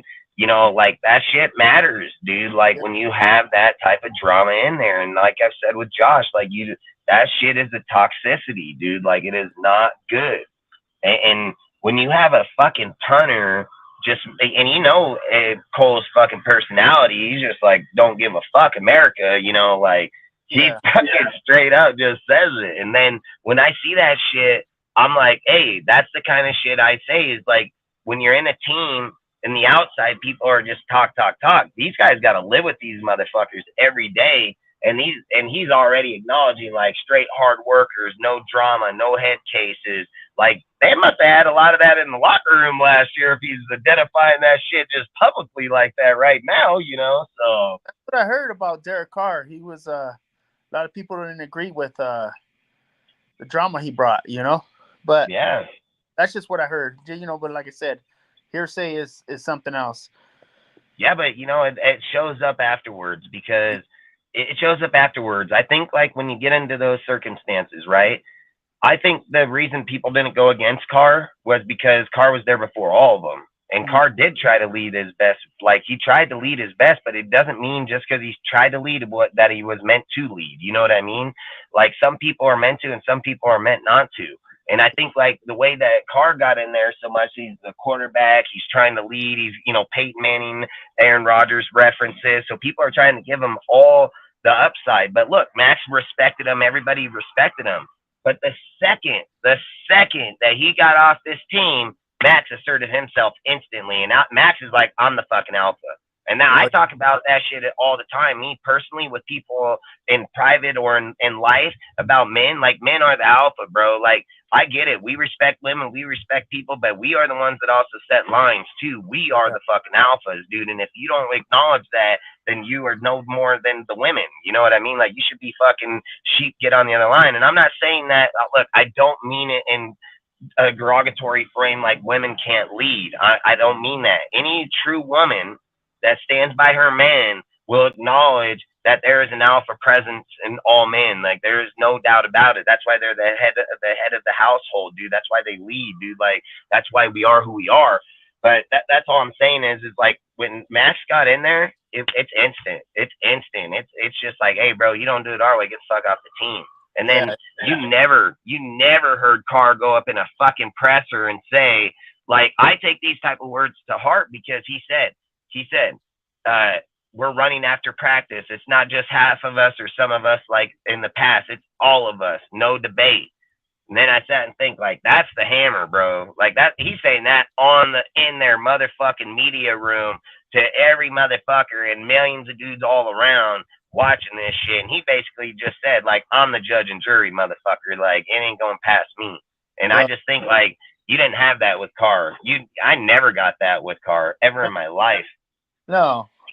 I mean, I supported Carr through his first few years and everything, and then at the end, I still try to support him because he's a Raider. But at the end, you know, I had, I was kind of glad he's gone now, you know, and it's now it's a new start for us. To me, it's a new beginning. Everybody wants to hold on to the past and everything else like that. I'm not with that. I'm Damn right. New players. It's a new team. This is a new coach. This is a new regime, and let's move on with, you know what I mean? Damn right. You know what I mean? I'm excited for this year. I'm really excited. I think we make the playoffs. We can't live in the past and think we're gonna be good. Like, how far in the past are you living, to be honest? Like, really, how far in the past are you living? To the fucking 60s, 70s, 80s? Like, that shit's outdated, bro. Like, I know we're not living into the 2000s because we didn't win shit in those times. So I know we're not living anytime current. We're only living, like, beyond fucking exile times, dude. Like, there's a reason that shit doesn't work now that worked then, because the times are way fucking too far advanced, dude. So I've always said I'm a future dude. I'm not a past dude. Like, I've always said, I'm a history guy.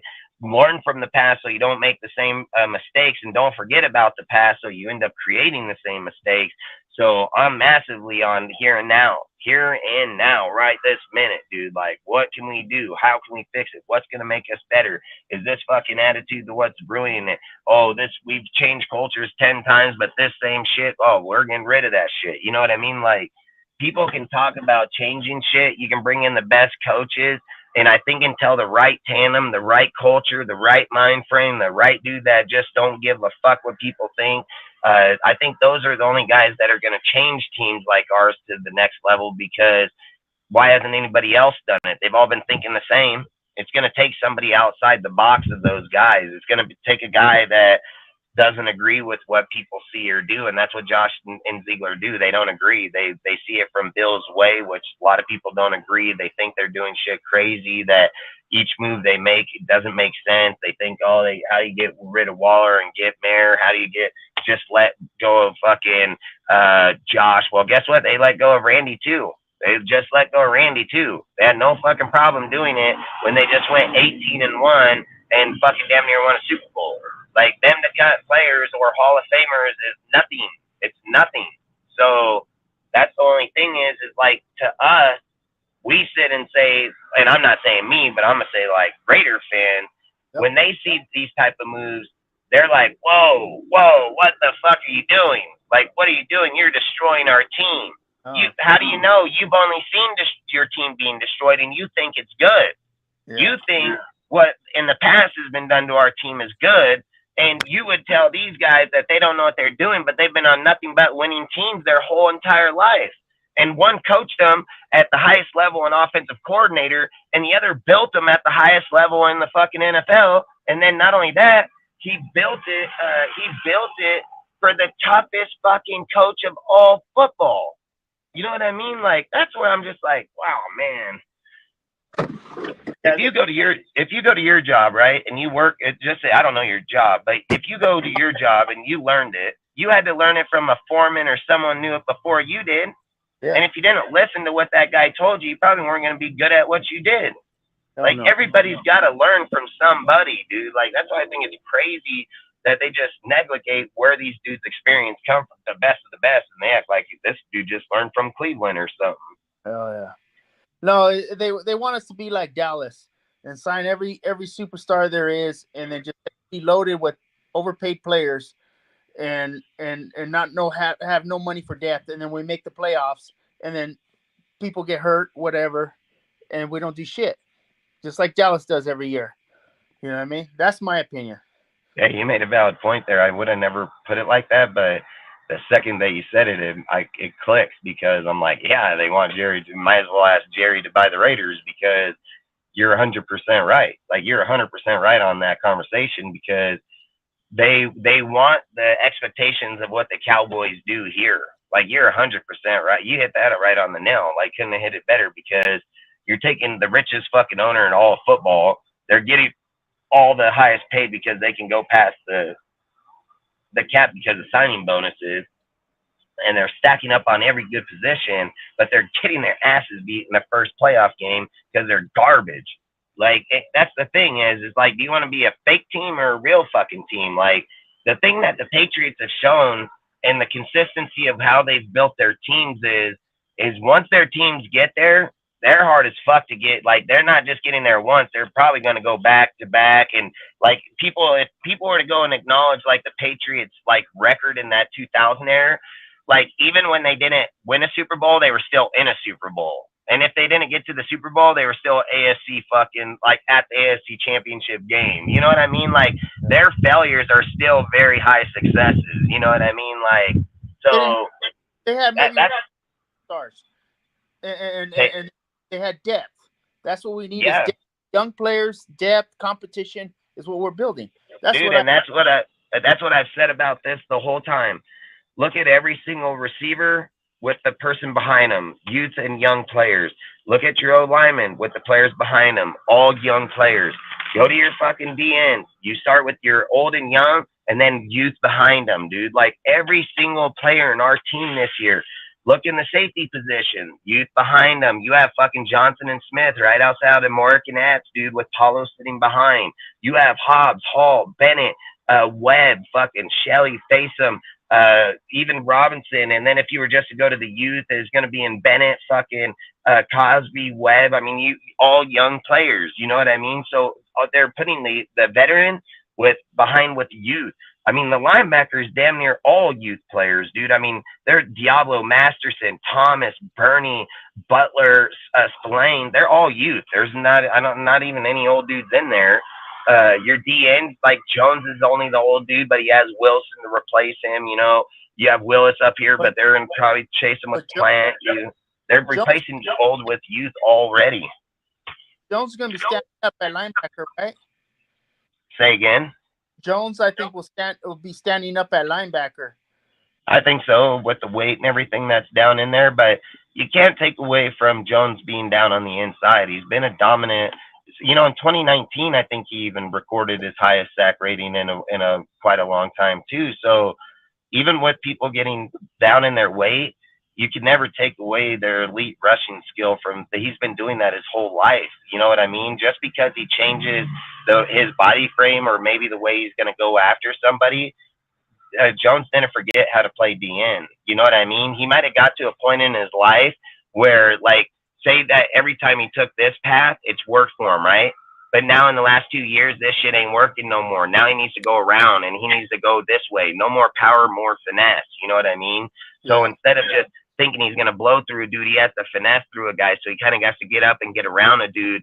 And with him dropping weight and doing that would allow him to do it. And I even bring up that Patriot game where I seen a little bit of it on that Trent Brown move where he suckered that motherfucker on the inside and then fucking spun off him and damn near had Jones right by Jones dumped it off, just handed it off right there. But that move was baller as fuck, dude, because he spun right off of Trent, dude. I mean, literally just perfect off of him and just snatched him.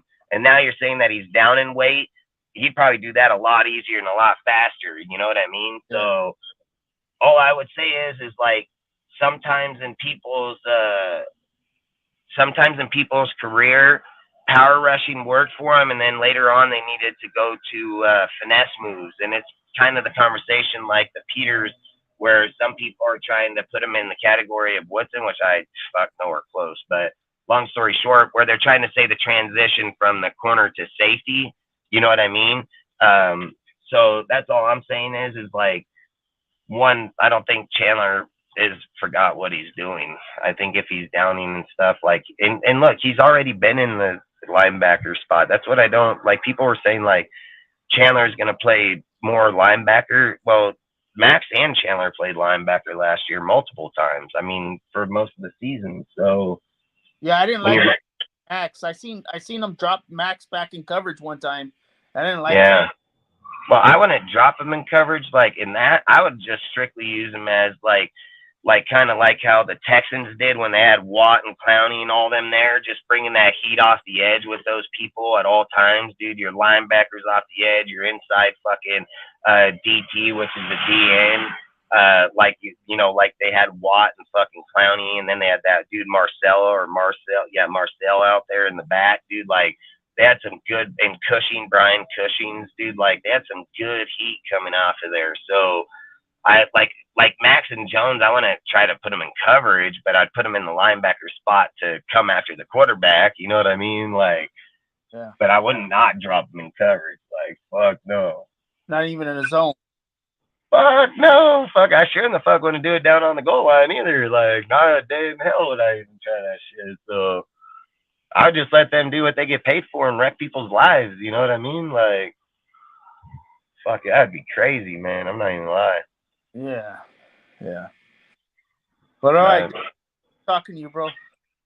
Hell yeah, dude. Like I say, I appreciate you too, man. Come on anytime. Fucking let's talk football anytime. Like I say, even over on our deal, we'll drop the link more and get more people on there to interact with stuff like this, because I think that's kind of what we need to do more, is just interact everybody in conversation of what we're all in, because we all have different takes. We see things differently, man. And I've always said I love the interaction, dude, like this, to have how you feel, and even if we agree or not, you know what I mean? It's just a good, like, to know how you feel as a Raider. Like, that's how I always feel, dude, is just knowing who we're talking to or how you feel about football. And just, what if we don't agree? Are you going to get upset, or is it like, hey, I see it, but I don't agree with it? You know what I mean? Like, it's those things, man.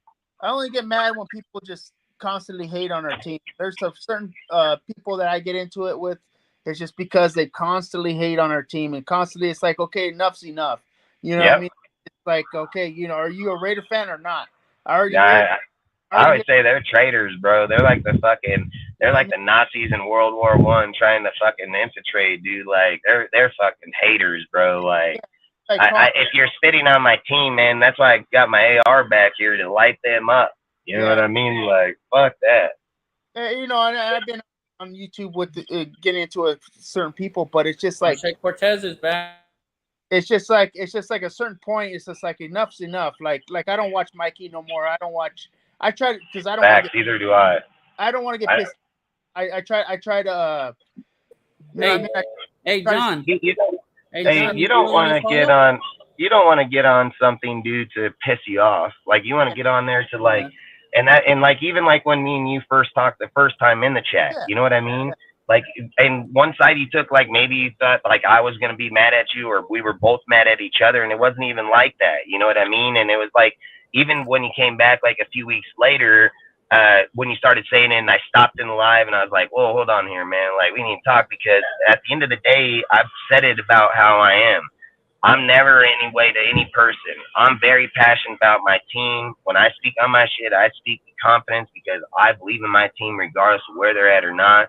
And I always say to people, like, that's why I appreciate you come back, appreciate you be on the show. You know what I mean? Because at the end of the day, that you even said it out of your own mouth, like, you didn't think like we were going to be friends, or like we were going to be at mad, and it wasn't like that. It's like, we see things differently, man, but I don't hate you or see you any differently. Like, we're gonna have debates, bro. Like, that's just life. Like, if we're not in fucking fairyland world, you know what I mean? Like, there's takes you're gonna have, there's takes I'm gonna have, but at the end of the day, we respect each other, and it might get heated on there, but I'm never gonna disrespect you or your family in a conversation, and it's Dustin. gonna be a football conversation. And then the next time we see each other, it's gonna be salute, bro. How you doing? Fucking, let's get back to it, because that's the only way we can get not better. to cut you off though, Dustin.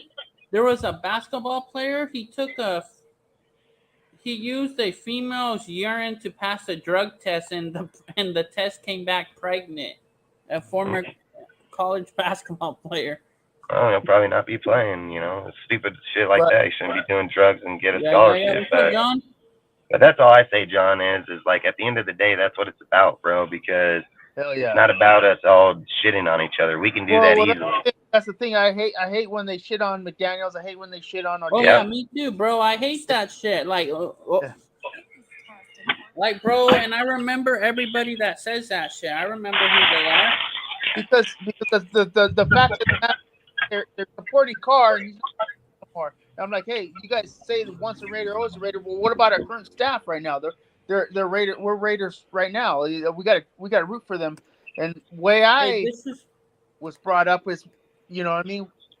We're Raiders. Dude, I've had guys tell me that's my favorite. That motto died. I had a guy tell me that motto died in Oakland. No, I said, whoa, hold on here. I said, hold on here. The one thing that's never going to die is Al's mottos that he set in the motherfucking Raider organization. Yeah. And if some motherfucker out here thinks he surpasses Al motherfucking Davis, the man that created us, you're fucking crazy. Once a Raider, always a Raider. It died with him, and it'll live with him for infinity. Like, it doesn't go away, dude. Like, there is no motherfucker out here that determines those stupid shit. And if a guy tells me that, you know what it tells me? Fake ass fan, probably some traitor motherfucker over here trying to infiltrate my team, trying to talk all this negative. Like, he's thinking like I'm gonna go be a Chiefs fan. I got a question to ask you. It's not regarding none of this. So the gardener that comes to the general house, he says to give him an offer for 215. How much should I tell him? For what? For 215 speakers. Oh fuck, I don't know. What kind are they? I mean, I don't know. He's supposed to send me a picture. I can send you 215s in my house stereo. I mean, fucking watch. That's probably what he's gonna give them too. House stereo right here. I was a Raider fan since LA. That's when I became a Raider fan. And I've been hey, to be honest, I was born a LA Raider fan. I was born when they were still in LA. I was born in '94. They were still there. So I was born an LA baby. LA Raider baby. They left LA and I still stuck with them in Oakland. Yeah, bro. I'm still with them regardless to this day. So yeah, bro. Hey, John, thank you for hopping on, bro. Sorry I took a minute. I'm the only one up here right now that has. Hey, I'm a Raider. I'm a Raider from the wound on, man. Even ask my woman. Yep. My woman comes from PA. She's a Steelers. All my kids that are born are all Raiders. Yep, and my woman tells me, my woman literally came to me this year and said, "Babe, I'm just gonna be a Raider fan." I said, "Why?" She said, "I'm not gonna be hated by my own family to go against the Raiders." I said, "Babe, listen, you can be a Steelers fan. We'll support your team when we ain't playing them." Like, I don't want my woman to feel like she has to come to what we are. But, I always say, I've always said, I want people to be Raiders because a few reasons. It's either it's the mystique of who they are, it's from where they came from, or they truly believe in us. But I don't want people to wear our shit because it looks good on their on their person as clothes wise, because I don't like that type of shit. And it's just like I tell my woman, don't wear our fucking shit if you don't like it or you don't truly mean it, dude. Like, if you truly mean that you're a Steelers fan, then wear your shit and wear it proudly, and don't let nobody, not even our own family, determine that, because I don't want people wearing our shit because we've enticed them. If they don't like it or they're not going to truly back it, don't put it on, motherfucker, because I always say it ain't for everybody, dude. Like, Oakland was not for everybody. LA was not for everybody, dude. Like, those are some of the toughest motherfuckers around, period, on this fucking earth that I've met in those areas. So, and I've traveled I've traveled the whole U.S., man. So, like I said, Samoans are tough motherfuckers, and Oakland and LA fans are tough motherfuckers, bro. Yeah, there ain't no fucking around. I've been in Cleveland. I've been in fucking Kansas City. I've been in Detroit. I've been in fucking Dallas. I've been in all these dudes' homes, dude. There ain't nothing like Oakland, bro. There's nothing like it. Nothing. Kansas, I'll give Kansas there. And Cleveland is another one. Like, I almost got a boxing match in the airport in Cleveland with some fucking Browns fans. So Cleveland is dedicated to their fans. I'll give them that. But nothing like Oakland. There's nobody that compares to the way we do. And Kansas is getting, like, Missouri's getting there. But, yeah, they're still not like us. Nowhere close. They're just fucking pieces of shit, but whatever. What pissed me off is, like there's certain fans that think that, oh, I've been a fan since 67 or 70, and they can shit on our team. I'm like, no, you can't. You can't. That's the past. You know, that I respect for that. But it doesn't mean shit. This is 2023 that I always mention. This is a new year, new season. Doesn't mean you can shit on our coach, shit on our team. You know, I got enough of that from all the other NFL teams. That's facts. Now, you know what I mean? From my own, it feels like I don't need that from my own, supposed to be brothers. You know what I mean? That's what I'm saying, dude. Me and you are supposed to go beat up on the motherfucker saying that shit, dude. Like, that's where I come from. Like, bro, if we're sitting at the park, and some motherfucker come up and start talk shit on our team, like, we're gonna get up from the bench and beat his ass, like straight up, like probably chase him through the park and beat his ass because he's gonna be running like a motherfucker. So and now we got our own fans talking shit because we're supportive of our team. You know, it's what pisses me off. You know what I mean? Then they want a safe room to go in to be protected when you talk shit back to them. You know, a bunch of fucking pussies, dude. And that's why I'm like I am and just call it how it is. Like, I don't care. You'll see me on my show, I'll call it how it is. I don't care. I call them all bitches and tell it how it is because if they ain't real, I don't want them here. You know what I mean? Like, at the end of the day, I try to be nice to every single person, man. Like, I do.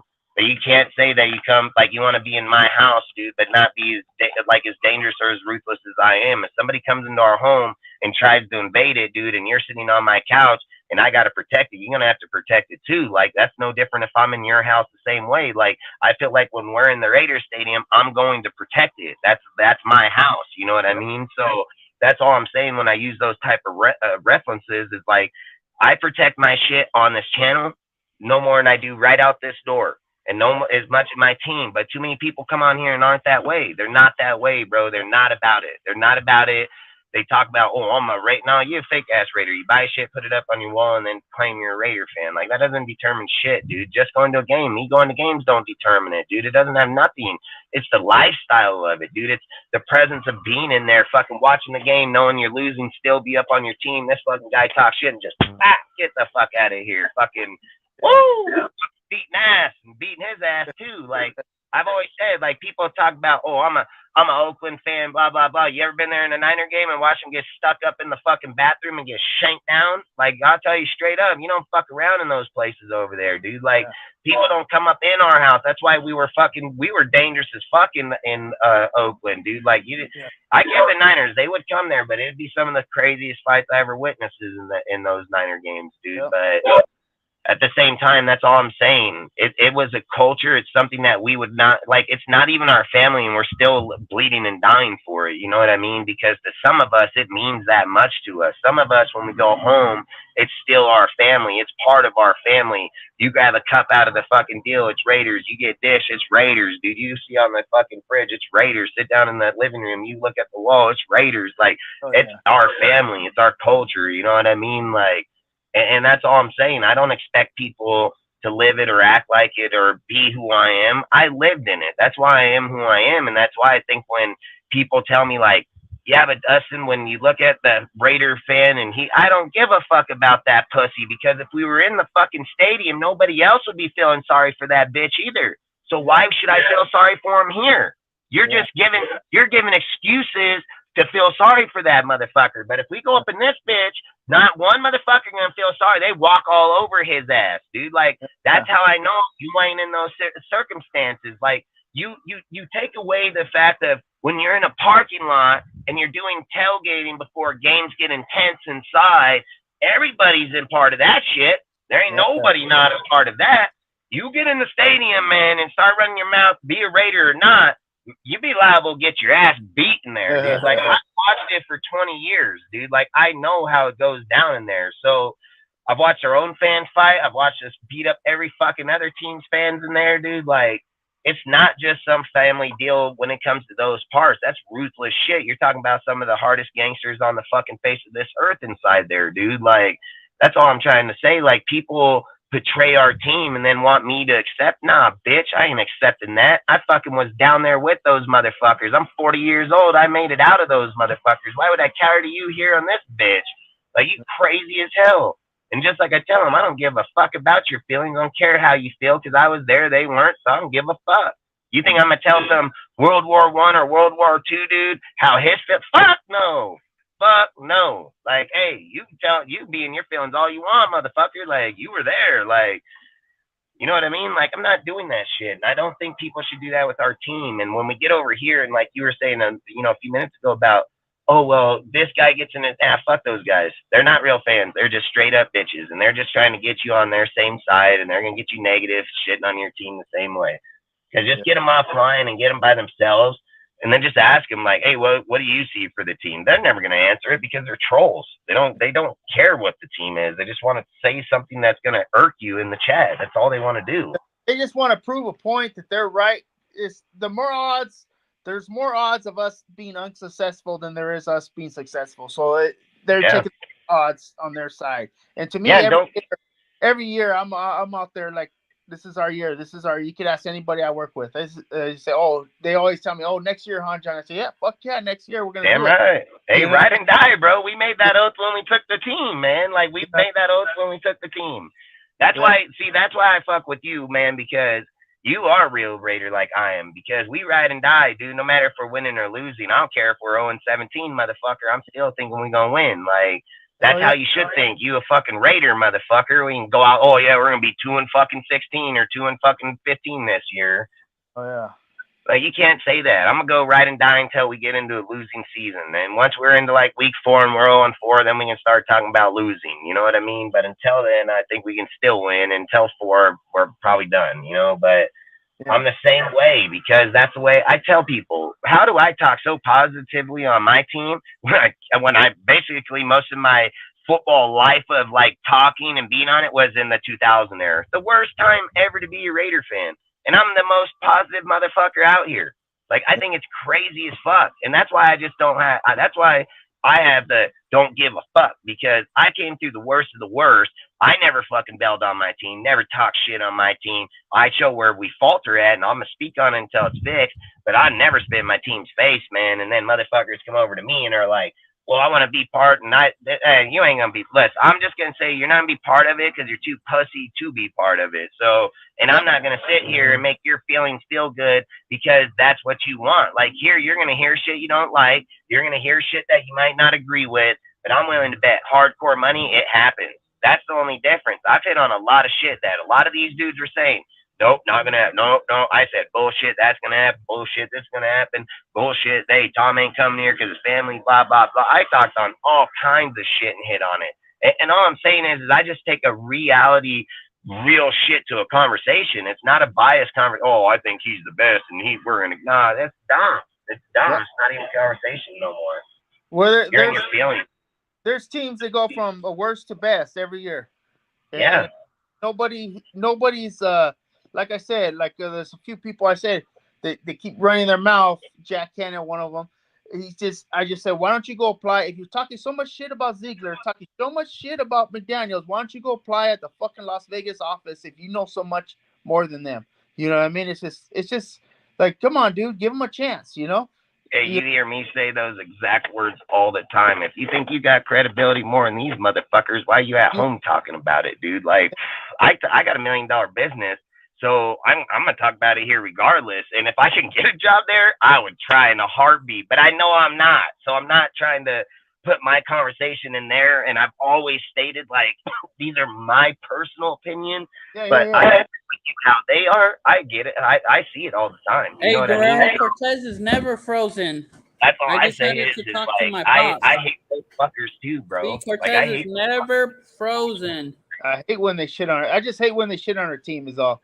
It's bro, I hate that shit when hey, bro, no disrespect to Jack Kennedy, but I'm tired of him calling our coaches on these other panels the bad name. Call him by his name. Respect Yeah. the guy.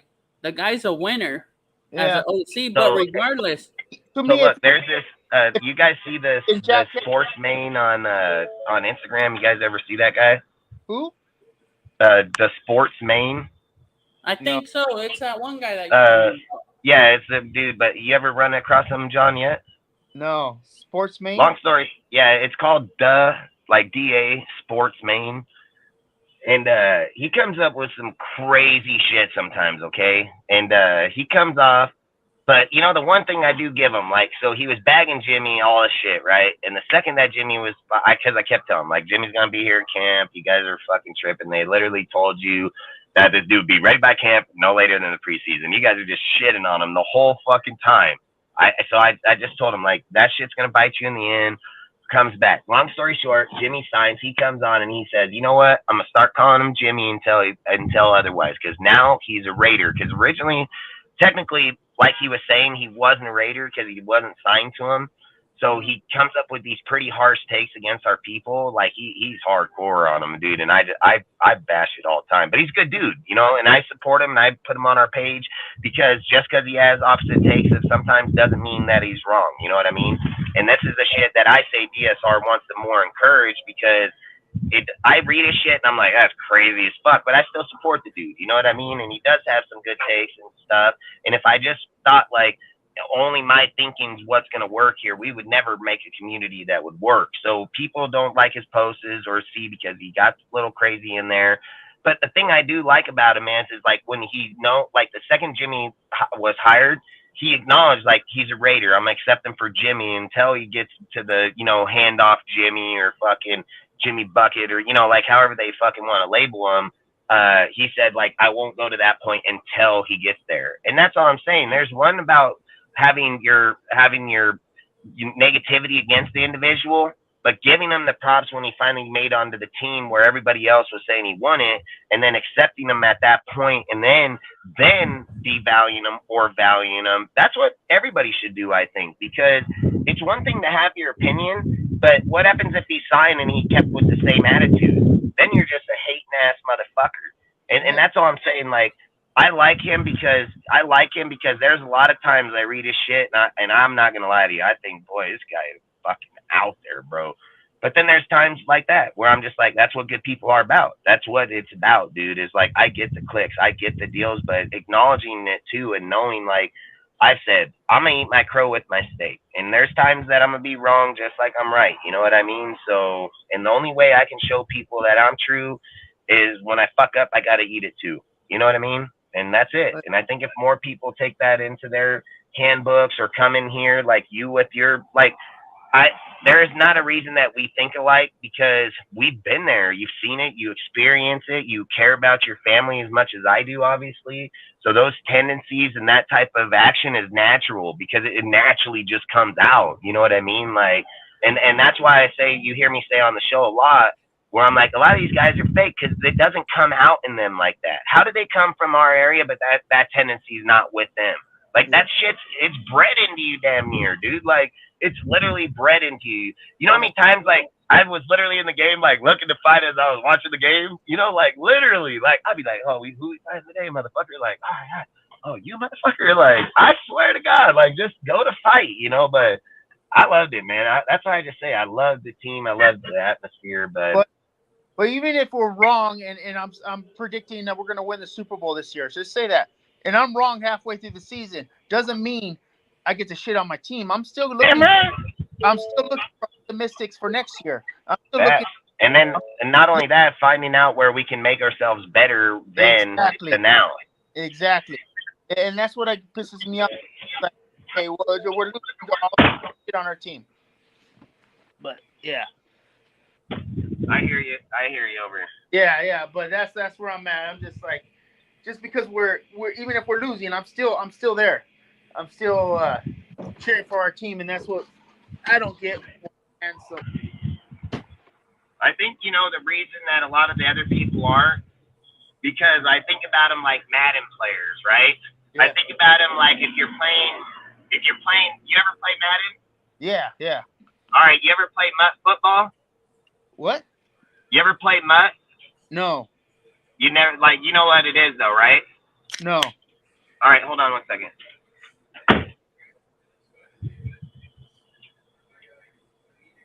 All right, did you say you've never played Mutt?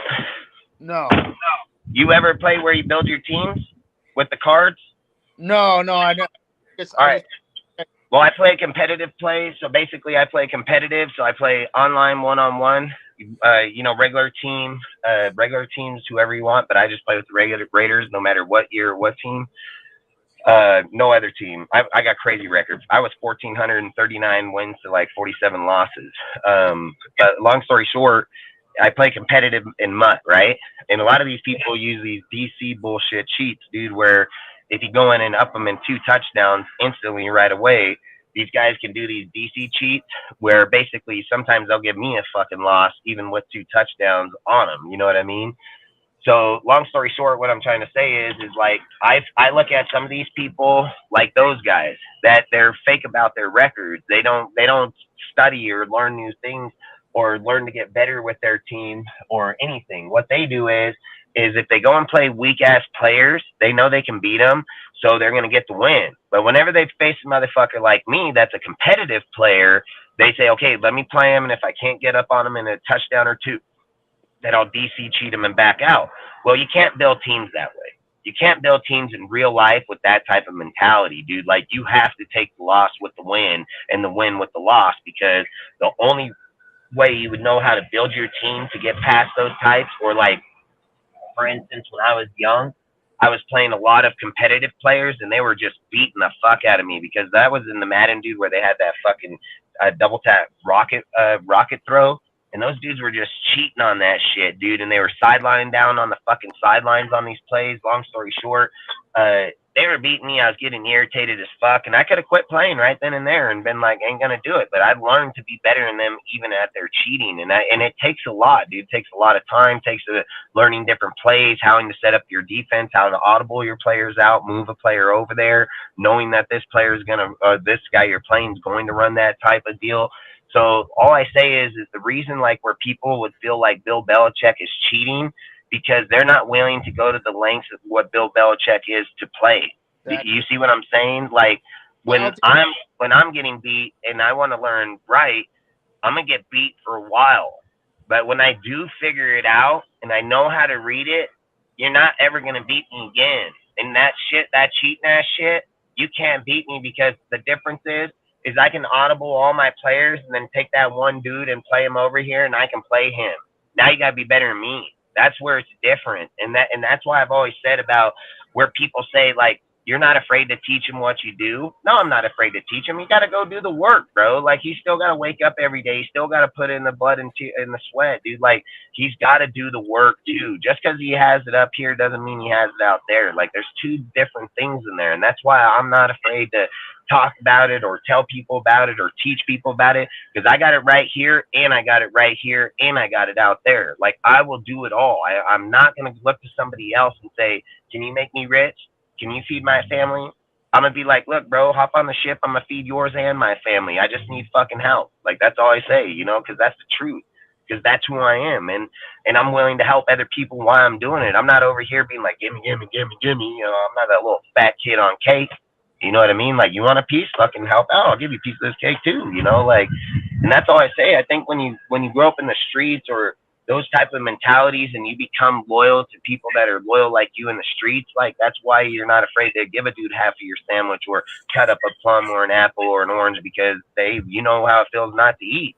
You know what I mean? And as much as I would love to eat this whole motherfucker myself, I ride and die with you, so I'm gonna give it to you. You know what I mean? Like, and if there was 4 of us, that guess what? We're eating this in 4 today. You know what I mean? Like, and that's all I say is like, when I look at our team, there's not that continuity. There's not that consistency. There's not that loyalty, dude. Like, it's, yeah, I'm your fan, but I'll fuck you right this second if I can. And yeah, I'm a Raider fan, but I'll go behind back doors and talk right about you. You know what I mean? Like, that's not how we roll. We talk right to your face while we're beating your ass, dude. Like, tell it to your face. If you got a problem, to the face, and if not, like I said, don't shit on our team. That's all I saw. Yeah. And how do we talk about our team? How are we talking about our team if our team only based of Max? If our team only based of Max, Adams, Josh, Renfro, and fucking Waller and Derek. That's not our team, dude. There's like fucking 45 other motherfuckers on this mother. Look at it. 45 other dudes, front and back, dude. That's not, I don't see, do you see on this page just 5 dudes' names? I don't see 5 motherfuckers' names. And the other thing is, do you see there are 5 names in all those categories? I don't. I only see those 5 in their category. So it's like I tell people all the time about Devontae, where they can sit and say, Devontae is better than the whole team of this team, right? And let's just say a team like Cleveland, right? Yeah, you're right. Devontae is better. Devontae as a receiver is better than all of them. We're not going to debate that. But when we're on the field, Devontae is only better than one of them. And it's the motherfucker playing his position. Because guess what?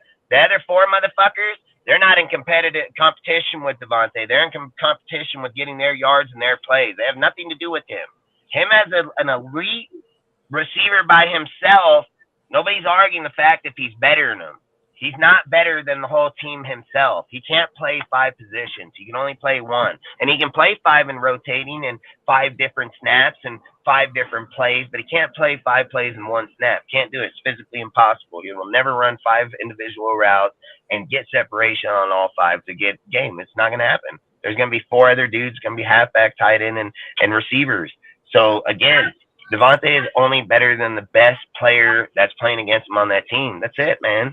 So I hate when people relate him over the whole team. Like, you can't do that, dude. Like, you don't know. Devontae can be out there. How do you think Renfro got where he was at? Because he had dudes like fucking Waller and them over on the other side that was taking off slack from him, dude. Like, it wasn't that he just showed up today and was elite. He had other people leading him up that deal. It's like even over here with the Vikings, you don't think Addison ain't going to have a badass career having JJ be on the opposite side of him? Like, it's going to be a baller. It's going to be like Isaac Bruce and Torrey Holt, dude, with the Rams. You know what I mean? Like, you're going to have badass, dude. Like, so that's all I'm saying is sometimes this one guy makes everybody else better because they can only take him over here. So,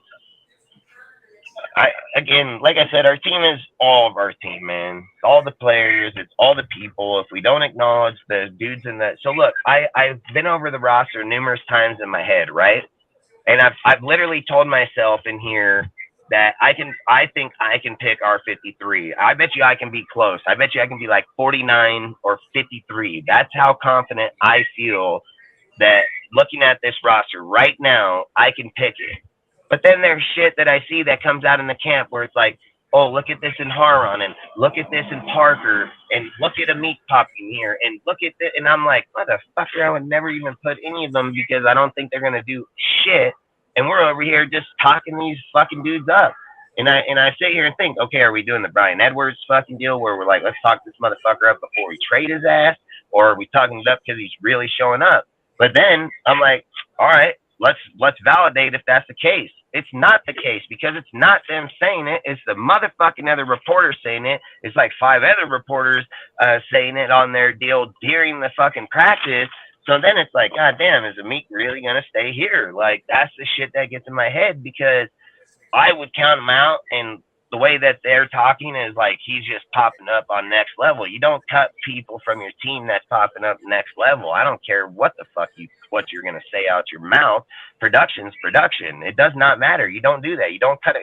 I don't like him, so we're gonna get rid of him, but he's only killed everybody in camp this year. Like, you don't do that. There's a reason for camp. There's a reason to see that type of play in people so you can keep projecting it into the season. Like, so if he keeps playing like he's playing, the odds are saying his ass staying. And then it's like, okay, do you cut Hall? Are you cutting Shelley? Are you cutting, like, who are you going to cut at that point? Because he's a slot. He's a slot receiver. Well, he's outside. So it'd be Shelley, Fasem, Webb, Long, Bennett. Bennett ain't going nowhere, so you can count that right out. Webb, I mean, it's going to be Long or Shelley, you know? So my point is in camp, like I was saying on our show before we got to the camp, how I said that you're pillow fighting your brother, you know, basically that dudes that ain't here right now that people are talking about are not going to be here in this camp. And exactly what I said is happening right this second. So you can't never validate shit. And then what is it, 6 days in? I think it's in the 6th day they can put suit up and pads and helmets. So I think it's got to be the 6th day in. So it'll be this weekend, I think.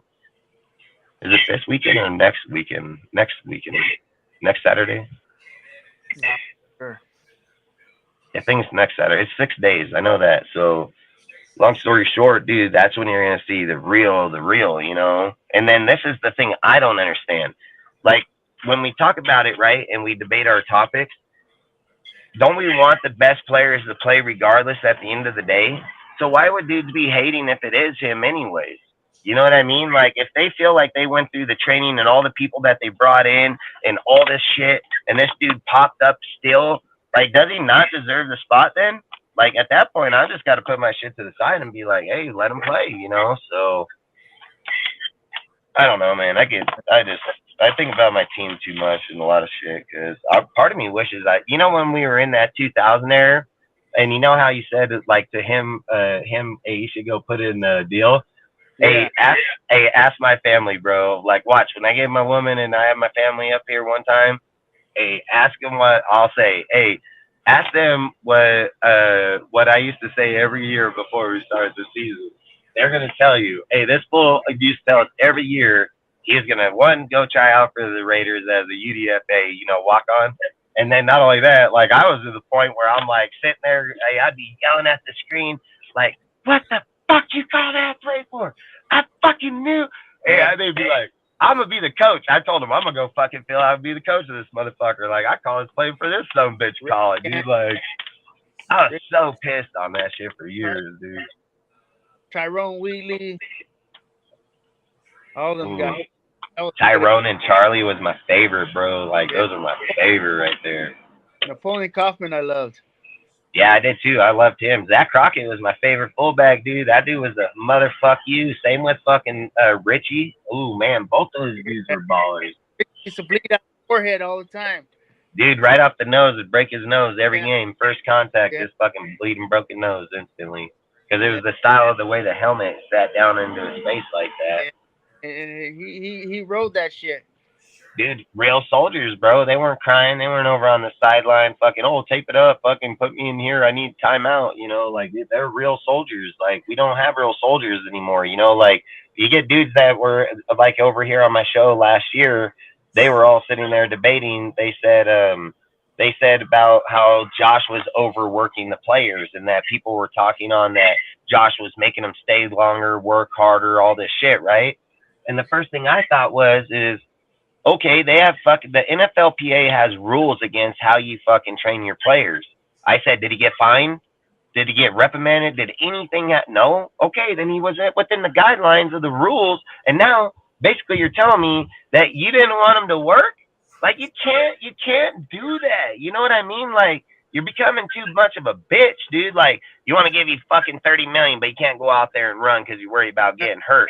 Well, I'm gonna tell you something. If you don't go work out and get out there and get your ass beat, you probably are gonna get fucking hurt, dude. Like, straight facts. You know why fighters fight in the ring and are able to keep healthy and be right back in there? Because they train to get their ass beat, dude, one way or another. You know, so these fucking guys are like, sit on the fucking sidewalk, dude, and don't let no one touch you. You're gonna be okay. Like, get the hell out of here. Flag football. All right, Dustin, I gotta let you go. All right, man. Hey, I hope you have a good night. And freaking, like I said, stop by, hop on anytime, man. When's the next show? Cortez does this show. Al Cortez and Ghost does this show every single, Thursday at 6. Okay. And then, like, our deal, we're going to switch it up, dude. Because we're going back into the season. So we're going to switch it to Tuesday, Thursday, Saturdays. So we'll be live Tuesday, Thursday, Saturdays at the same time we always are. At 7, right? Yep, 7 o'clock. All right. Yeah, because I figure that way they're going to have a lot of other content creators coming back in and people going to be doing, and I want to be after when they do the fucking, like they go to do the podium and all that, like all the conference.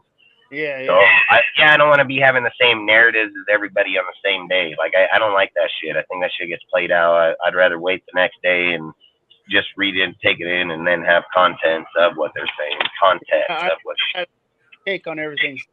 Yeah, and I want to do like Saturday like pregame because I don't like Sundays, for instance. Like it's either I'll probably be at the game, and if I'm not, I'm probably be in Harvest, and then like my kids. So I try to like designate either to my kids' work or the game itself. So I was thinking Saturdays do like a pregame on it, and then like I said, we can meet back up again on it on Tuesday. So long story short, it worked really good last year, so I'm gonna try to do it again this year. I just moved it around because of the off season. Everybody's usually doing a lot of different things, so it works good on Monday, Wednesday, Friday. But I don't want to interlap with people that are doing that shit. You know what I mean? Yeah, that makes sense. But hey, dude, you're more than welcome anytime, bro. Like if anything, hit me up in Instagram so I can get you in that Discord so I can talk to you more personally. And like I said, I'd like to bring you on there more. Like come up on there more, talk more on there, bro. Like be part of it. You know what I mean? So I got you on Instagram, I believe. yeah, like hit me on there so I know exactly which one it is, and I'll send you a link to our Discord if you want to join it. And then, like I said, dude, I'd like you to join more in our panel more and just be part of it and talk. Like I enjoy it. I think it's a good conversation, man. So All right. all right, man. I hope you have a great night, and I'll talk to you on the next one. All right, talk to you later. All right, man. Cortez. Aaron. Aaron.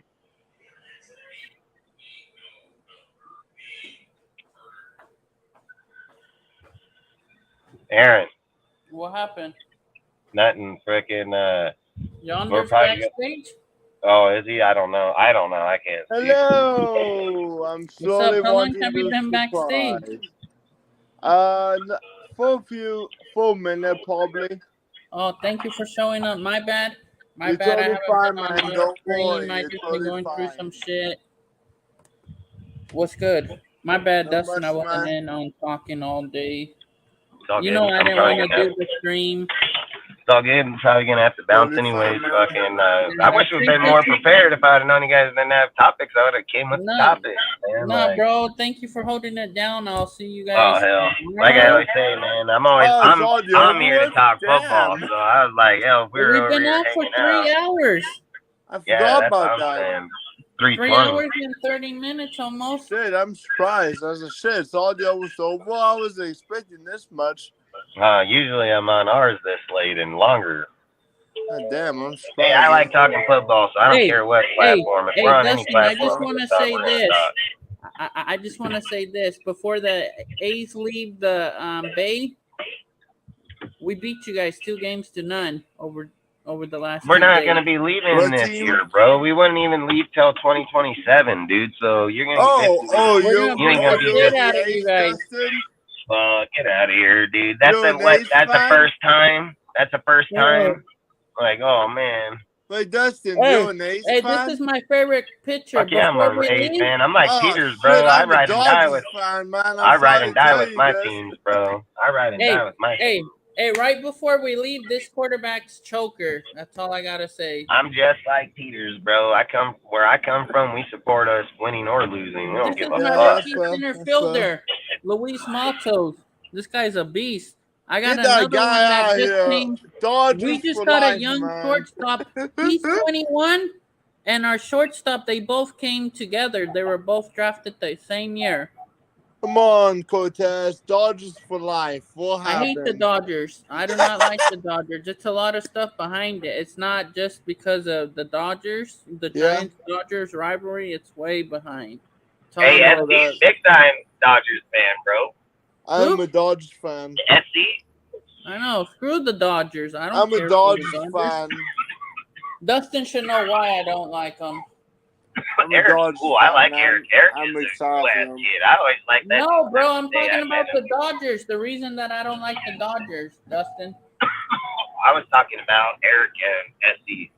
Yeah. I'm a Dodgers Shout out fan, to our but bro SC Experience.